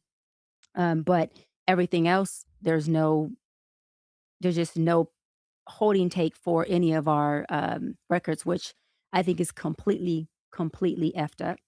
Just in They general. are going to kill you online this week. They're going to say she has no records. They just want to hate you regardless. No, that's fine. And it's not even that there's no records that I don't. The school had a third party that carried the records only for a limit of 2 years. So it's not me, it's any student that attended Argosy. But again, it doesn't, how can I say it? It doesn't affect me because if I chose to go get a license as an LMFT, I have my master's in marriage and child therapist. I have my hours. I can just take that and say, hey, let me submit these for licensure. and I want to go sit for my exam, and I'll have to do a study. I don't need a doctorate in counseling psychology to go get licensed as a therapist. That's what we're all missing. The conversation about your doctorate because Okay, I have opinions, but I'm gonna share them after I let my girls go first. Man. Go ahead, Libra Queen. Hello, is the mic? The mic is on. It's on, girl. Okay. So one, I sent you another video from a person who also went to that school who was telling her experience because she had to go to said third party to get her information because again the school closed. But anyways, back to Miss Thing. First of all, who is refunding you your money if the school is closed? Number two, the third party that is being used is called Parchment. I've used Parchment for transcripts for schools that the couple of schools that I've gone and not have matriculated through, but have attended and had classes in, and they still exist. They do not have a limit on when they stop carrying things, and if that were a thing, That part. they would notify their customer base. So let's not be dumb. Also, too, see how she kept talking about her licensure in her Cam Newton interview again. She said that she is not licensed. She let her license lapse. She is not licensed. Bitch, you don't have nothing else to say. Don't say nothing else. I don't want to hear nothing else. Anybody who is following someone who is choosing not to be licensed, meaning you're choosing not to be a staunch professional in your field of study that you went and got a doctorate in, you can't say shit to me. There is nothing that makes sense in my head that you would not, one, be able to reproduce the certificate, the transcript, the dissertation, images of you getting at a graduation. You know what I'm saying? Where is the degree? You know what I'm saying? Make it make motherfucking sense. She is over here pandering to the people who are not smart enough, who are not intelligent enough, or who's drank enough of her Kool-Aid to say, "Hey, I believe her. This sounds plausible." When everyone else who got fucking brain cells is like, "Bitch, we all been to school," and so some of us been to several schools who also had to deal with closures, the same thing, the same school you went to, and you ain't about the salt that you fucking trying to pour. Be fucking for real. Quit fucking playing on people's tops. We have enough issues right now in our community without a motherfucker who is going around pandering to dumb motherfuckers with the narratives about the relationship shit and all that other stuff. Say it's your opinion. Cool. Take that doctor shit off your moniker, because that's not you. No shade. And stop doing this because you're stirring the pot when we got way bigger fish to fucking fry. Doing this is not gonna make you fucking uh what's her name? Mother Teresa. Like, cut it She out. wants to be a celebrity. That's what that is. She wants to be, yeah. Mm-mm. Oh, is it my turn? Oh, okay. Yep, yep. Um, sh- she does, like, if you do a doctorate, you have to do a thesis, a whole dissertation, and that stuff is searchable. When legitimate licensed therapists who know where to look for these things at cannot come up with anything that you have written or done, girl, it's an honorary doctorate that you trying to make like it's like you did some work. No, ma'am, you're a whole scammer. And you're giving mental health a bad name with your scamming. And you want to use the modalities of psychology and therapy, but be a life coach. No, ma'am, you are hurting the clientele that sees you. You're not legitimate. You don't do things right. It's not okay. And I'm in school to be a LMFT currently. And so, bitch, you got me fucked up. You are very not okay. Not okay. Not okay. You can't even claim to be a psychologist, especially if you're out in California. You can't even say or put in your name or any of your documentation that you are practicing psychology if you're not licensed. So I hope California looks into this because she needs to be shut down. Also, nobody has come. All these people, she did all this work and had no one who worked with her, not a mentor, not an advisor, has come to speak on her behalf. Bitch, go to hell. Nobody. But the I, whole licensed community has been on her ass because what? They know. I got 2 PhDs. You better work. I knew it. I knew it, Dr. Cups. Go Shut the ahead, fuck Shirley. up. Well, that's good news, Cup, because I have a question. Like, when you do a thesis for your PhD, don't you have like a copy of that? That was a joke. Chill. Oh, Yes, yes. you Yes, know and But it's what? yes, you do. published. And it's published. Published. Yeah, like you have a copy of that when you pass your thesis. You have a copy of that. Correct. Okay, okay. That's Yeah. all I had to say. Yes, She's a absolutely. We scammer. on the same. We on the same type of time show. Bitch, She's quit a playing in our scammer. fucking face. And Dr. Scammer. to kind of the general point, yeah, you do have to produce records, not just your master's degree, but all the way down. I've even had to produce high school records before in certain cases. So, And they're so all on parchment. yeah, Every last one of them. yeah. Can pull it all, baby. And yeah, You talk about 2 years. Girl. all I did was call the school, even back to my high school.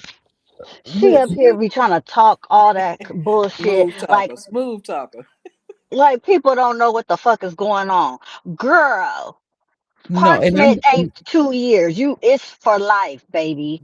and this is why I said I have opinions of my own because I'm somebody who actually had to obtain my trans. So, just a little bit of background: the school that I graduated from in New York has actually closed down in was it 2022 or 2023? Anyway. When I tried to go in, I had to go through the Department of Education to get my transcripts when I needed it again when I was like applying for a job. And so, even though the school was closed, I say that to say it was well over 2 years that I was able to get those records. And with that same Department of Education as well, when I first started at Verizon, that was 10 years after I had graduated high school. My high school is known as a different name now. So I still had to go through the department or the Durham Department of something. It was the Department of Education that I had to go through. It was well over 2 years after that for me to obtain the information. And then where she lost me again when she said a school offered her a damn refund. Girl, what? No, she didn't say the school. She said financial aid offered Financial her aid. refund. Okay. And bitch, a financial aid ain't giving nobody no fucking refund. A refund check, after and that's it, like, but that's not That's it. That's different. That's different. And that's the not school no. actually gives you that check. The school gives you the rest of that money. But yeah, come on now. Yeah, She she think lost we me with boo it. the fool around here. Yeah, like Quinn said, she talking to them people that don't know no better. So even if I were to believe her even a little bit, right when she said that, when she was like she was offered that money back, I was like, oh girl, oh no. When does that ever happen? When? None of that made sense, saying. And she's calling herself doctor? Oh, girl. Shit, with this damn degree I got, honey, this business admin when accounting degree I got, I'm over here in the way of financial aid and them student loans was calling my ass. I'm like, y'all come get this shit back. I don't want this shit no more. Here, take it. But it don't work like that. So And she got her doc necklace chain, bling eyes. That she you know what? Anyway, yeah, that's dangerous. This is dangerous. You. Ain't trying to switch a pretty privilege to girl. Good. Well, I want to see the take a look at the classmate that Libra Queen sent. It looks like this is posted by someone by the name of Baywatch 86. So let me share it here and we're gonna see what this lady has to say. Um let me To contact the school and say, hey, I need my official transcripts, I need my entire thing. And there was no school. I was like, okay, I'm confused. I Google, it says this school has been shut down. I said, oh, well, they got to have records. I mean, they were accredited when I attended the school. They were accredited when I finished the program. I go and look, there is a third party that has the records. Why I contact the third party? That third party only holds records for 2 years. Huh? I was past my. I received my master's in community counseling from Argosy University in 2014. So it is true, Argosy did shut down in 2018, and it really sucks for people that hadn't graduated yet because like the school just shut down and there were people like in the middle of degree programs. I graduated in 2014, so my degree was already done. I had already received it. And for people that are wondering, the counseling program through Argosy was KCREP accredited. KCREP accreditation matters if you're going towards licensure. I didn't really go like the traditional route for getting licensed immediately after getting my degree. I took a long break, long story with that. But in 2022, I needed my transcript in order to submit to the Virginia board so I could begin my supervision. And I was able to easily access that. I have proof. Here's the email that I got in December 2022 with Parchment telling me that they sent over my requested document, which was my transcript. And I was curious if I could still access Parchment now and still get things. And yes, I can still get a diploma, enrollment verification, and at the bottom, a transcript. I also dug up an email because I keep everything. I always keep my receipt. In this email, they're basically telling us the school is shut down, where to get academic transcripts, where to go. There's different things on here about the status of your financial aid and everything. Went to contact the school and say, hey, I need my official transcripts. I need my entire thing. Well, there you go. I mean, Does she think we're not gonna figure this out? Like, girl, stop trying to lie. You're making it worse. I'm only gonna speak on this one time for my people because I want my people to know, and that's all. I don't care who don't like it outside of my people, my dog crew or whatever the fuck she calls them. But She yeah, sound like Chris Brown. She sound like Chris Brown. listen, you know what I'm saying? There's a demographic of people, you know what I'm saying? And their fan base, community base, whatever you want to call them, are very similar in kind. So yikes on bikes. But I want them to stop giving her a mic and trying to have serious conversations. Also, I want people to read the room and acknowledge the source. What legitimate doctor, we're not talking about Umar, but what legitimate doctor do we know that's going on these wild ass podcasts to talk to unhinged men about relationships None. over and over and over again? None. For real. None. And to take it a step further, also, when you are licensed and you are really there's just a way you have to present yourself, Right. It's a code of ethics. and the outfits that she wear don't match up with what's going on with being a professional. She's definitely doing, yeah. Just say you're a coach, girl. You didn't have to do a doctor. People would have been liking you if you just said I was the coach. I'm Coach Cheyenne Bryant. These are my thoughts. I've But taken you some keep, classes and therapy, yeah. you know. But you and a coach, you shouldn't even be trying to use that therapy as in modalities of things that you shouldn't even be trying to apply that since you're taking unconventional route. And yeah, That'd girl, be better than what I she's doing now. I went to a life coach before, and black woman, but she never once tried to present herself as a therapist. And she was good too. I was like, girl, you could be a therapist because you're good. I think this woman here thinks she's just too pretty Oh yeah. to be thought of as lying or something. Because that's kind of the Yes. impression that she's using her pretty privilege to get over on people, but it's not working. Yes. Absolutely. Absolutely. You hit the nail on the head, Chill, because absolutely.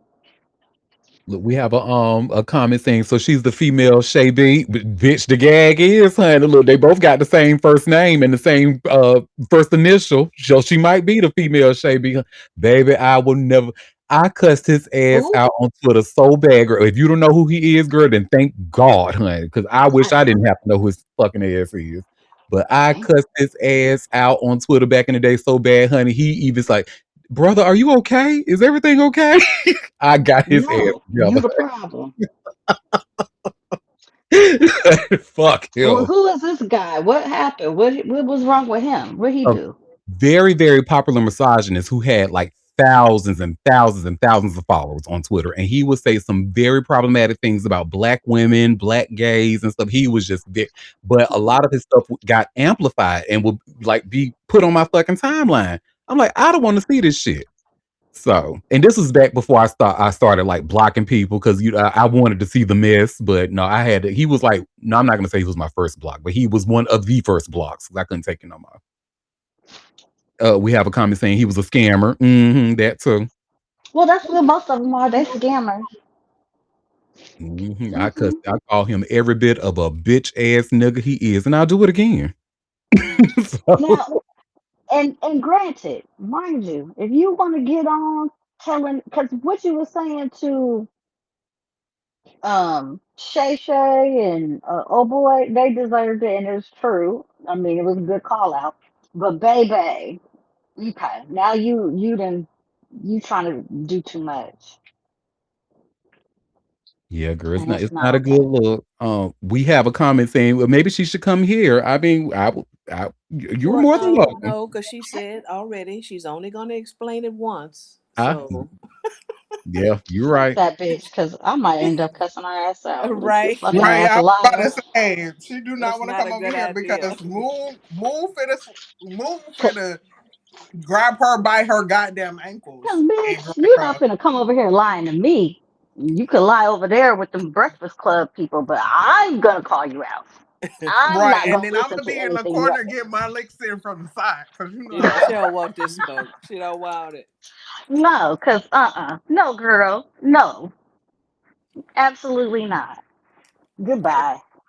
Well, Cheyenne girl, I tried. Let me say. Right. She don't need no more help. Yep. Well, the last story I have, we're going to end on a good note. Well, depending on who you are and if you watch The Voice or not. I mean, I'm guessing it still has a following because it's on season 30 now. But guess who Oh they yeah. got to join as a new coach for season 30, y'all? I saw it and I Queen forget who it is. The Latifah. Yes, incomparable Queen Latifah, honey. Yes. yes. And you see where it says here, by way of all hip hop, Queen Latifah joins The Voice season 30 as new coach. Okay, They Dana. be mixing it up now. I'm not even gonna hold you. They do be doing a little shuffle shuffle. They sure did. And I just wish they would just say what the show is. Like it's the voice coaches. Like they never, because they act like they try to use it to discover new talent, and they have people on there, honey, but the show has always been about the coaches, who the coaches are going to pick, how the coaches are going to work with them. Nobody Yeah. can, I've watched The Voice religiously for probably 5 seasons. The only two people I can name as winners are the first season winner, which is Javier, and season 4 winner, Tess Ann. If you ask me gun to head who anybody else that's won, tell my mom I love her. Because I can't tell Oh, you. I don't know. Also, how are they at season 30? They do Because they 2 seasons do. a year? Yeah, yeah, yeah. Oh, well. There's multiple Anyway, cycles. anyways, we here for Queen. We here for Dana. Yep. We Yeah, have a Love yeah, comment her. saying it's all about personality, judge personalities, why they pay them so much. Yep. yeah. I, Because it's Get just that check, girl. Get that check. like Vito is the only one I know of that actually made it into the industry on a maybe national, a high It's gonna level. be yeah. Shout out to Vito. oh, wait, did That's Vito my win? nigga. I don't No, think so. Oh, I was no, going he to say, oh, I know 3 winners then. Okay. So never mind. no And Vito then, didn't. but I think he was on there when Usher was on there. Was that on there? Was that? Yeah, I think so. Yeah. But shout out to her. I might go back to watching it again if I ain't got nothing else to watch, just because Queen is going to be a part of it. But it says Queen Latifah is stepping into the red chair this fall as NBC's singing competition enters its 30th season with a legendary hip hop pioneer ready to mentor the next generation of artists. The Rock and Roll Hall of Fame inductee will join Kelly Clarkson, Levine, and Riley Green on the coaching panel when The Voice Who's season Riley 30. Green? Let me Google it because I don't know who that is either. So Riley Green. That Rock and Roll Hall of Fame title better be giving her a hefty check. You hear me? A Oh, hefty, so a a coin. hefty one, okay. And Riley Green, he do country, so you know I don't know who that is. Oh, Cause what you oh, call okay. it? What you call Oh, I it? guess they gotta keep somebody on there because Blake is gone. Okay. See, I was trying to be cute and respectful, but you know he do clan music. But You're funny. it says her resume speaks for itself. Queen Latifah's journey in music started in the late 1980s when she was still in high school, forming the female rap trio Ladies Fresh before launching her solo career. In 1995, she made history by becoming the first female solo rap artist to win a Grammy Award for best rap solo performance with her anthem "Unity." Uh, the the track became more than just a song; it became a movement addressing women's rights and urban struggles with a message that still resonates today. Beyond the booth, she conquered Hollywood. Her film and television work earned her a Golden Globe, an Emmy, and Oscar nomination for her role in the 2002 musical Chicago. She also collected 3 Screen Actor Guild Awards and multiple NAACP accolades throughout her career. This isn't just another celebrity taking a coaching gig. This is someone who lived through every era of hip hop and entertainment, from the golden age of rap to the streaming era. What makes her addition to the coaching panel particularly interesting is her genre versatility. In a 2020 interview on The Kelly Clarkson Show, Queen Latifah revealed she's a genuine country music fan, citing Charlie Daniels' The Devil Went Down to Georgia as one of her favorite songs. She told Clarkson that the track had rap elements, calling it like a country rap record. She also praised how modern country artists are blending hip hop and R&B influences into their sound, suggesting she'll bring an open-minded approach to mentoring artists across multiple genres. According to NBC, the milestone 30th season will air on NBC and stream on Peacock, with Carson Daly returning as host for the 30th consecutive time. Well, one Yeah. thing about Who Carson else? Daly, honey, he gonna keep him a check, honey. You look. Hey, I was like, who else gonna host it? But Carson. No, yeah. Carson keep a check, honey. Carson Look. keep a Hey, check daily. okay. And he used to have a late night show. That was, I forget what was the premise. I think they would follow celebrities and stuff. I can't remember. But it was kind of Mhm. like a music, like in-depth type of thing. Something I don't remember. But I used to love Carson at MTV back in the day. It's called Same here. Last Call with Carson Daly. Oh, yep, that's what it was. Yes, last call. Thank you. Yeah, I mean, and I didn't like him. Like I didn't think he was cute or anything, but I just enjoyed his personality on MTV. Unity. And Mm-mm. yes, and also Queen know she can sing, so she knows all that shit. I mean, come on now, she does jazz and R and Say B that and shit. Say that rap. shit. So Say it's that shit. and she was this close to being a fucking EGOT, but I'm sure somebody played on her top. Mhm. I didn't know she liked that clan music, but okay. Auntie, wait, auntie, please, He please. went back to the roots. I'm sorry, it wasn't clan music. It was old When music. you're referring to black, it's country. I guess. Look, it Say wasn't that like shit. that Say until that it got shit. stolen. Until it got stolen and repurposed Baby, they by the done stole clan. it and they repurposed it and ran with it. Because now I'm at the point where anytime I hear it, even if it's the black voice singing it, I still picture a Confederate flag behind it. And I just, Mm-mm. The mm. But she propaganda better got sing you. that shit, sing that shit, judge that shit, And coach for that her to shit. be, that's Hey. kind of funny because she's from, New York area, and you Yeah, wouldn't from necessarily think, Newark. Yep. yeah, the New Jersey. Yeah. Mhm. So for her to be into country, that's definitely, I wouldn't have It's expected. weird. I'm gonna say it's weird. No. Don't nobody want it, but Beyonce. Mm. Well, clearly not just Hey, Beyonce. and clearly, and also, watch your mouth, okay? And also, another tidbit, she coming because Angelo's Waters is getting released sometime soon. Hopefully, it's been registered. It's on Wait, Genius. what happened? Act 3 is coming. She has registered a song called Angelo's Waters. It's on Damn, y'all Genius. investigate. Y'all are like detectives. I How y'all know I'm not something got investigating registered? nothing. I personally am not investigating anything. I just see it, been advertised. I went and Who verified is? myself on Genius. Where It's was this there. registered? How do you find this out? Boy, them people is detectives. She Okay. can't The fart unhinged. without I'm y'all not part knowing. of. I want it to be clear and on the record. I'm not part of Unhinged Delulu Hive. You know what I'm saying? I'm a child of destiny. Okay. So, according to Google's AI overview, it says as of May 2026, a song titled Angelo Waters was registered on ASCAP by Beyonce, featuring production writing from No ID. The registration has sparked speculation among fans regarding a new project or era, with some linking the timing to recent developments in a case involving stolen unreleased music. It says the key detail the song lists No ID as a writer who previously worked with Beyonce on Renaissance tracks like I'm That Girl and Church Girl. The registration appeared on the ASCAP database in early May 2026. And while some initial rumors in 2024 were false, this 2026 registration is widely reported by music news sources, according to Genius and other outlets. No, I would not like to know more about No ID, but thank you, though. Okay. He's a good producer. He's been a producer with Jay-Z for a long time.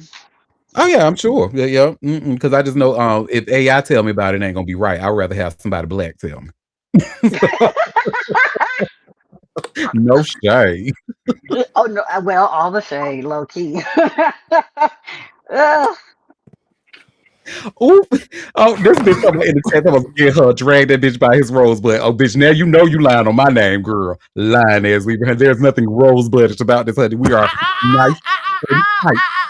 Linus Libra, Auntie, you're The doing it men, wrong. the men. You do it. Okay, okay, okay.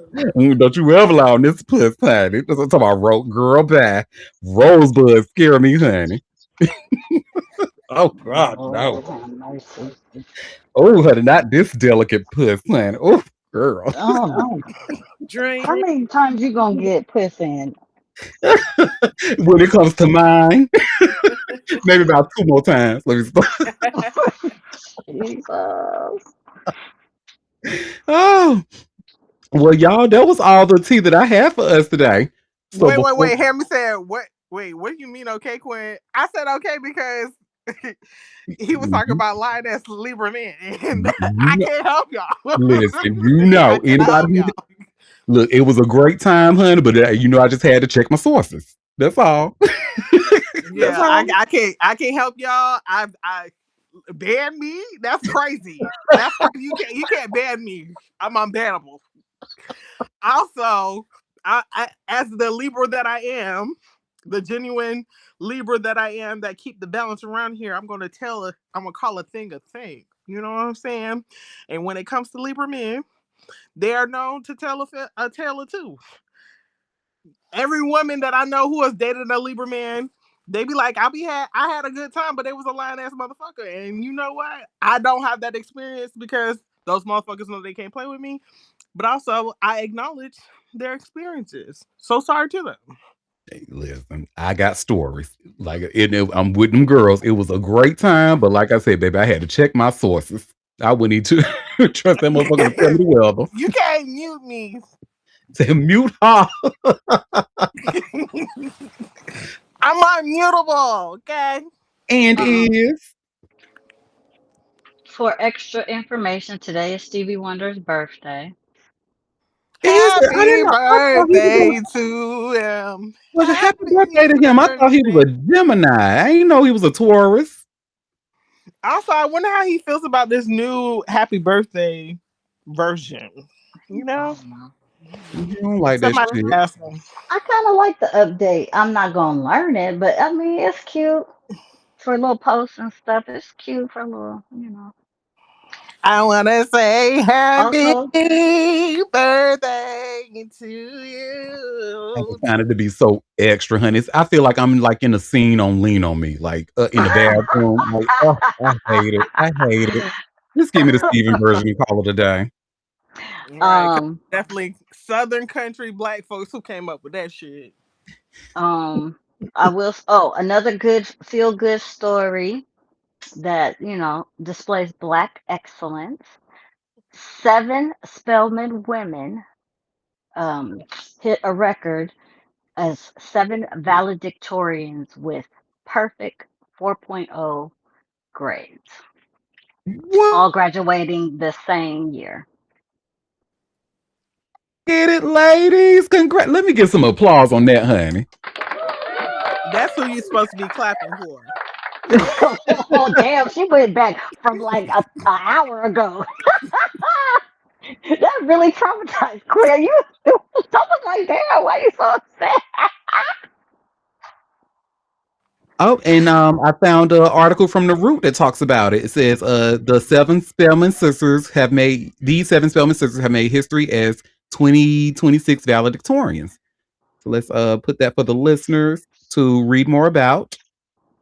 And thank you for that, Moon. I had no idea. No problem. This is a little feel good. Sometimes we need, because the world is jacked up right now, so we need some Let good me see if news. they have their names. Yep, they sure do have their names in here. So look, we could just go over these lovely ladies really fast.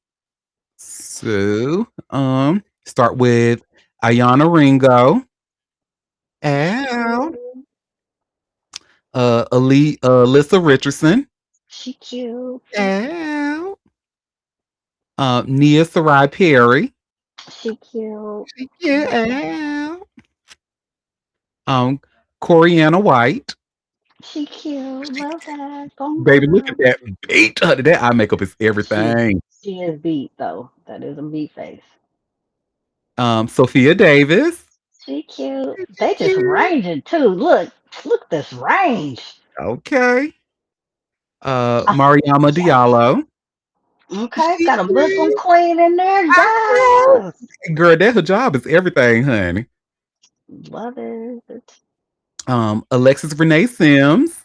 Oh, she looks like a sweetheart. She She cute. does. And it looks like that was all 7. So Smooth. congratulations, ladies. This is amazing. And just like my girl said, all y'all cute. Y'all cute. This is definitely amazing. I love it. We need that. Sometimes we just need something not ratchet. Sometimes. Yeah. Or Sophista Ratchet, because something tells me these girls were in Atlanta, honey. I know they probably I know they don't went through a few of them parties. But you know what? They didn't let them parties like get in the middle of their studies. And that's Okay. why they're valedictorians. Exactly, because I sure let them parties. I sure let them parties get in the way of my studies. I sure did. I Me was too, out girl. there doing too fucking much. Way too fucking much. Way too much. I stayed on the road. What? I'm in Atlanta. I'm in Miami. I'm in Jacksonville. Oh, we going to New Orleans. Okay. Everywhere but at fucking school. Everywhere but at school. Let me tell you. Hmm. No, Ain't thank gonna you for lie. that, Moon. I love that. Yeah, no problem. I just thought let's give some Yeah, good spirits. definitely a nice ending. Beautiful story. Beautiful story. Oh my God! Well, what we just have in the chat wasn't such a talking about a cooch was a simmering baked potato. Oh my God! Whoa, what? Where in the world?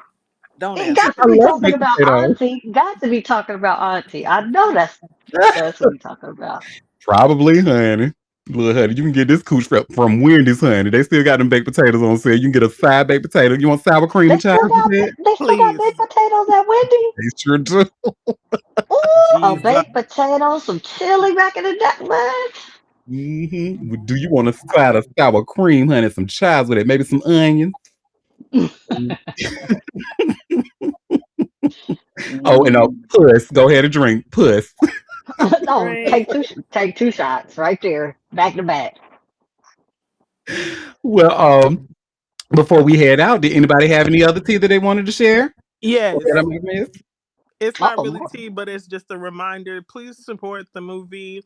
Is God or God is, I think is what it's called. Is Um God is. Yes, honey. yeah. It's What is this rating at? right now. It's gonna be in theaters, officially in theaters on May 15th.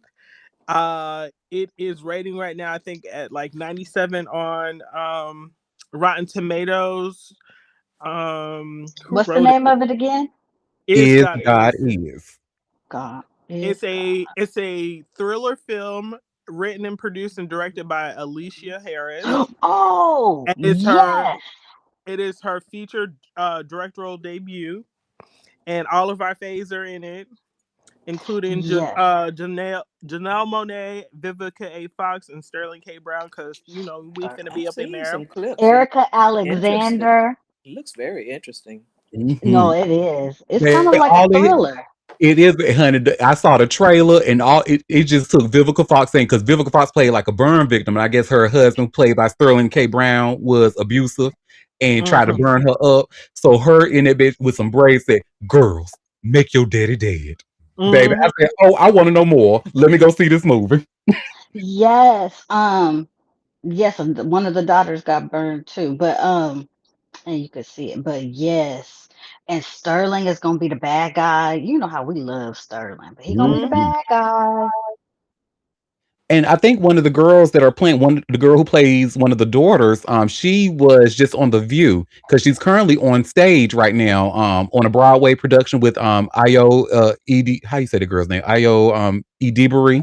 Mm, Mm-hmm. They're currently in a play together. So I love yeah, that. These girls I was is planning on going to see working. this anyway. Work, y'all. Work. Yes. It's Kara Young.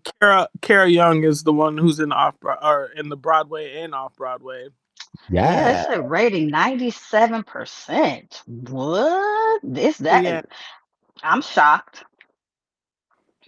Yeah, the But trailers look like it's gonna be everything. That look like it's, and then do you know the way people are talking about it? Like the people who I guess seen the screenings, they're saying like this is like something we've never seen before, and it was like one of those movies that were needed. I guess kind of like what Sinners was. Yeah. So So mm. make sure we And support it our sounds like girl. it'll be better than it sounds like it'll be better than Queen and Slim, like because people, girl, don't get me but it has started the on same, Well, yeah, let's not but wait because I ain't never seen it. Don't want to but talk. it does give that darkness shot. The way it's shot gives me some of the same things of Queen and Slim, but yeah. and I was actually told to not watch Queen. So they said, D, I know what kind of movies you like. Now, you always say, it don't take much to entertain you, but I know that movie is not going to entertain you. In fact, it's probably going to make you mad. Yeah, And I they It, were don't. it, absolutely it right no, it to did say make that. me mad. I It's don't think you trauma would like porn. it. I really don't. That, There was like there was maybe like three really good parts that I loved. Um, the trans actress who was in there Mhm, and her part with the uncle. Love that whole section. Flea from Red Hot Chili Peppers that we talked about. mhm. That part with them, and then I think one other, but I can't think of it. But everything else pissed me off, especially the motherfucking ending, bitch. I wanted to Mhm. fight. I wanted to motherfucking fight. Like, I think the ending is what made me went from annoyed to pissed off. You did end up watching it? Yep, I watched it, Oh, and I I've yes. should have never listened to seen that it. Will person. never see it. Ooh. Yeah, Because girl. I love that part when they went to go live with the uncle for a minute. That part was very deep. I like that part. Yeah, it was cute, And I and love that I was happy to she see got The India her acting more. on. the Hmm. ending Mhm. was fucked up. The ending is what really said it, like pissed me off. I said, you give me all that trauma and I can't get a motherfucking happy ending, bitch. Fuck y'all. Fuck you. Mhm. Lean away. Mhm. I Yeah, was mad. who happens to have been on the View this morning? She was on the view too? Mhm. Talking about what? I think play, if I remember correctly, a play that she's doing, that she's Oh, behind. I wonder if it's trauma filled. Mm. And yeah, the Shy is on. She's talking about the Shy is going to be premiering. I think May 22nd, the final season. I'm definitely going to be seated for that, honey. I'm a And I huge fan also of that. had so much hope for Lena Waithe, but she really kind of pissed me off with Queen and Slim. Yeah. So maybe just kind of stick to the series. Maybe leave movies alone. I don't know, because the Shy is not bad, and that's the longest running black series out there right now. And I liked her in Aziz show. She was good in that one too. Oh, I don't think I saw that one. Well, it's I forget what it's called, but the Indian comedian is it Azari Aziz Oh, or Aziz however you say Ansari. Yeah, girl, I know him. yeah. I know and love him for some reason. His He's show, she was one of like one of his best friends in the show. And it oh shows yeah, I some of didn't see her him life. on the show. I liked that part. That's what's up. I Yeah, actually that just was a saw cute little him. show. He was just on SNL. They had him SNL. playing Cash Patel. I said they nailed it. They nailed They it. sure did. That was funny. They nailed it. Cause that fucking fucker there. Yeah, But I liked him yeah. in Parks and Recreation. And you know what? And because she left her wife the way she did, you know what? I feel like that karma with Cynthia is how it's out here in the world. That's her karma That part. because she did her wife dirty Dirty. for that bald head little. Bald head demon. Yeah. Yeah, really Yeah. did. Yeah. Yeah. Fuck her. Forever. No, that's right. I said, you left your wife for that? Girl. I Well, fuck y'all, with I it. have to say it is always a pleasure. Thank you for taking time out of your busy day to come and sip tea with me. So we will be back tomorrow at 12:30 p.m. Eastern Standard Time for another live show if you can make it. Don't forget to subscribe to a bitch.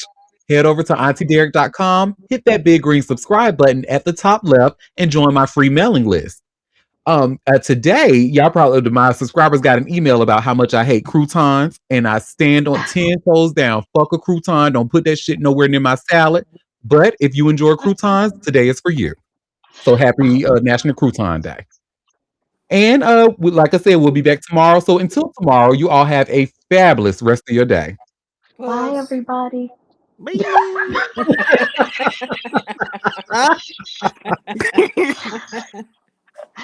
Oh.